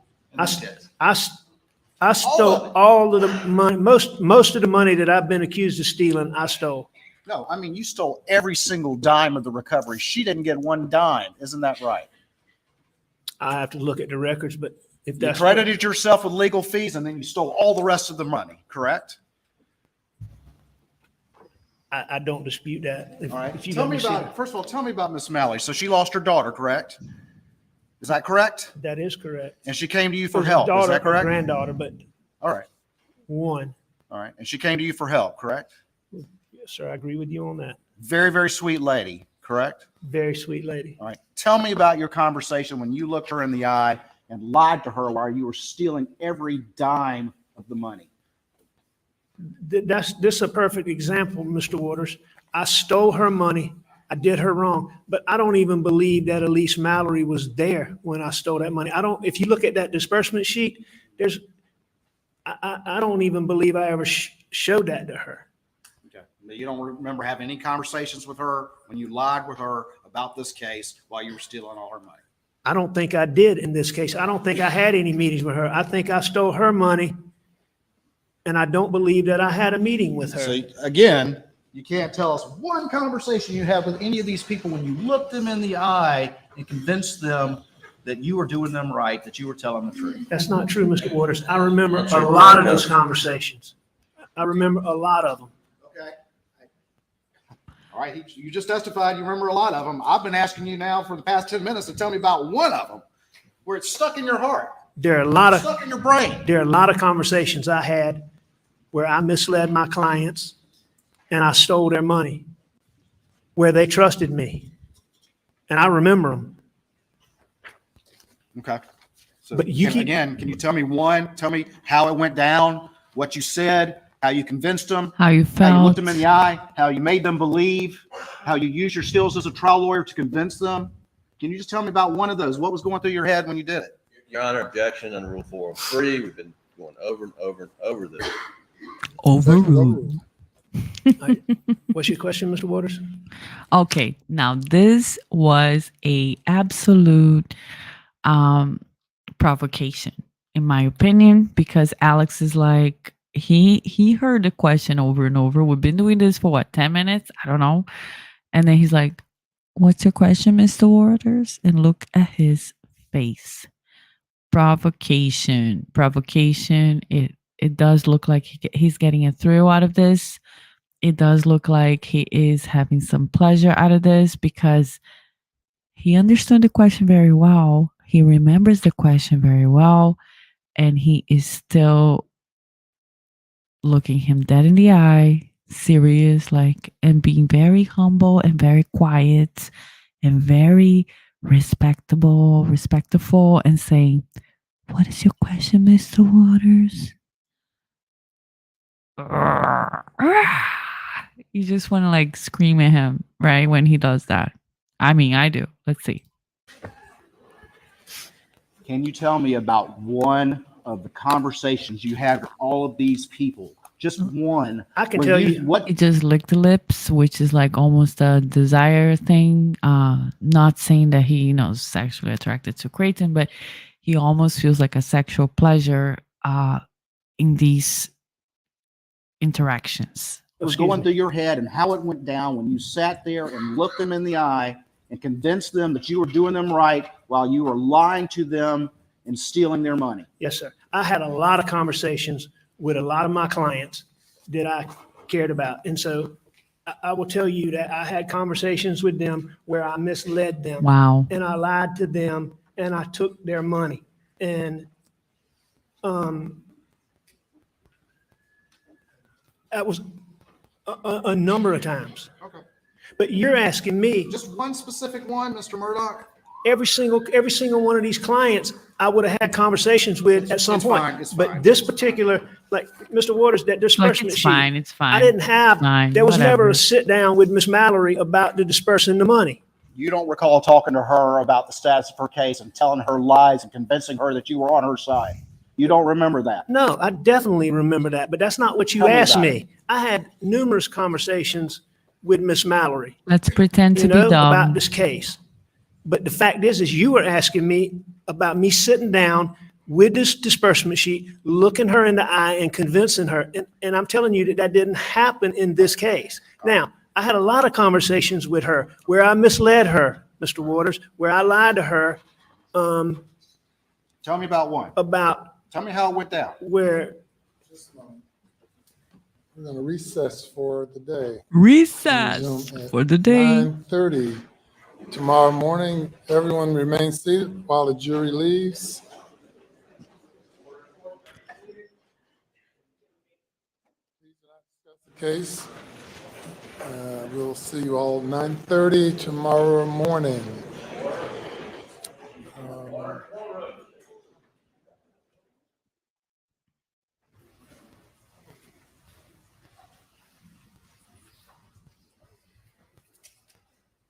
Okay, bye, Judge.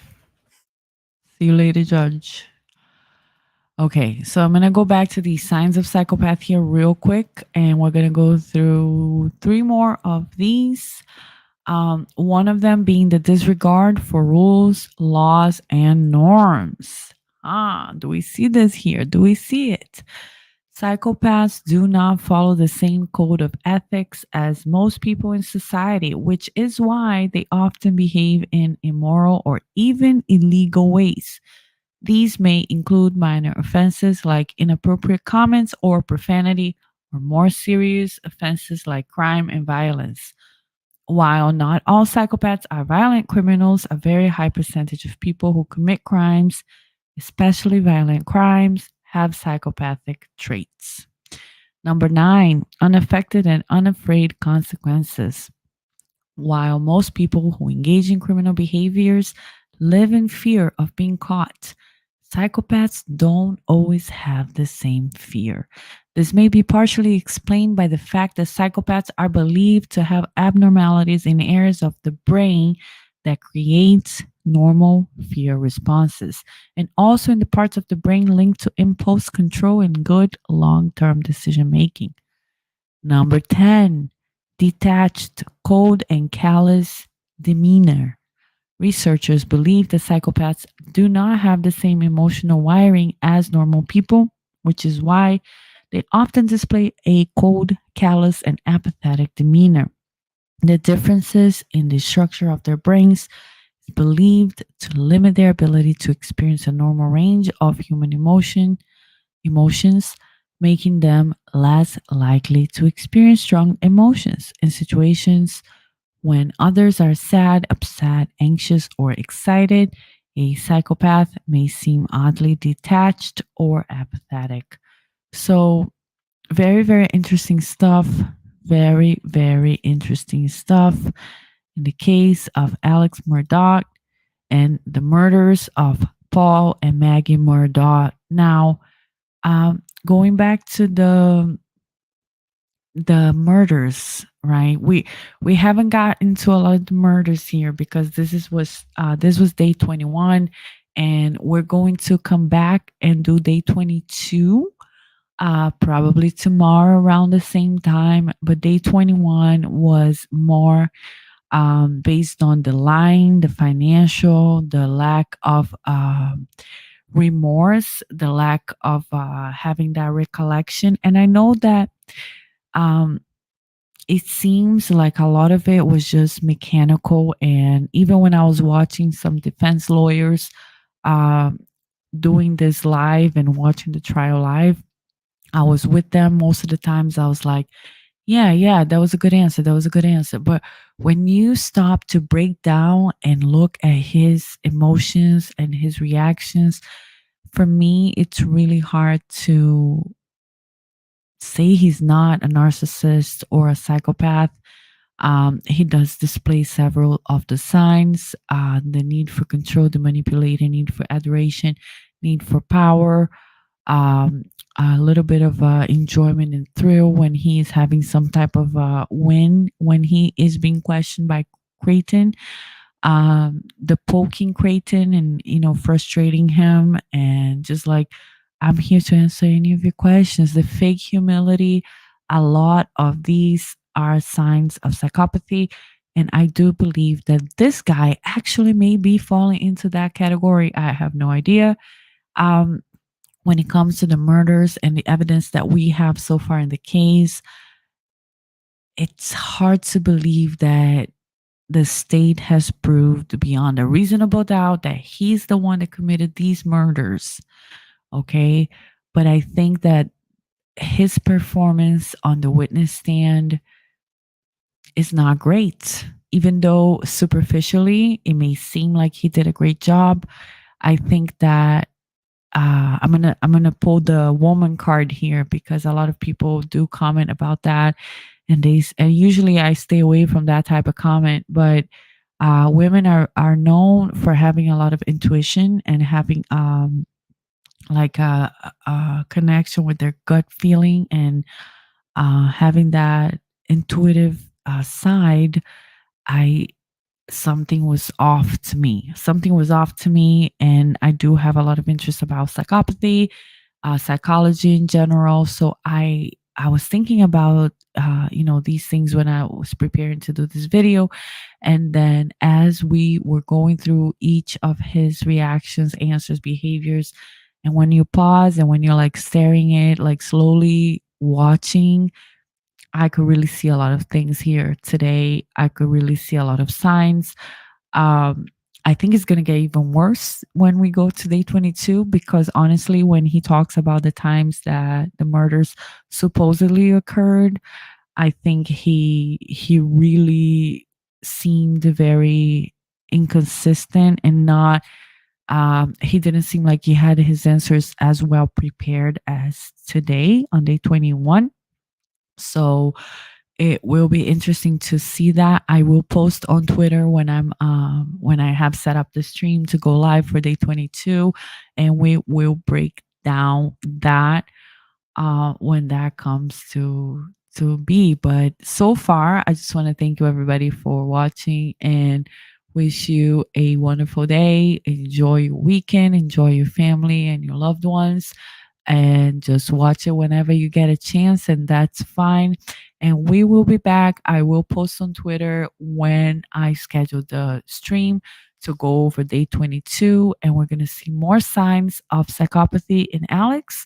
Are we going to be convinced that he is guilty of these crimes that he's being charged with during this trial?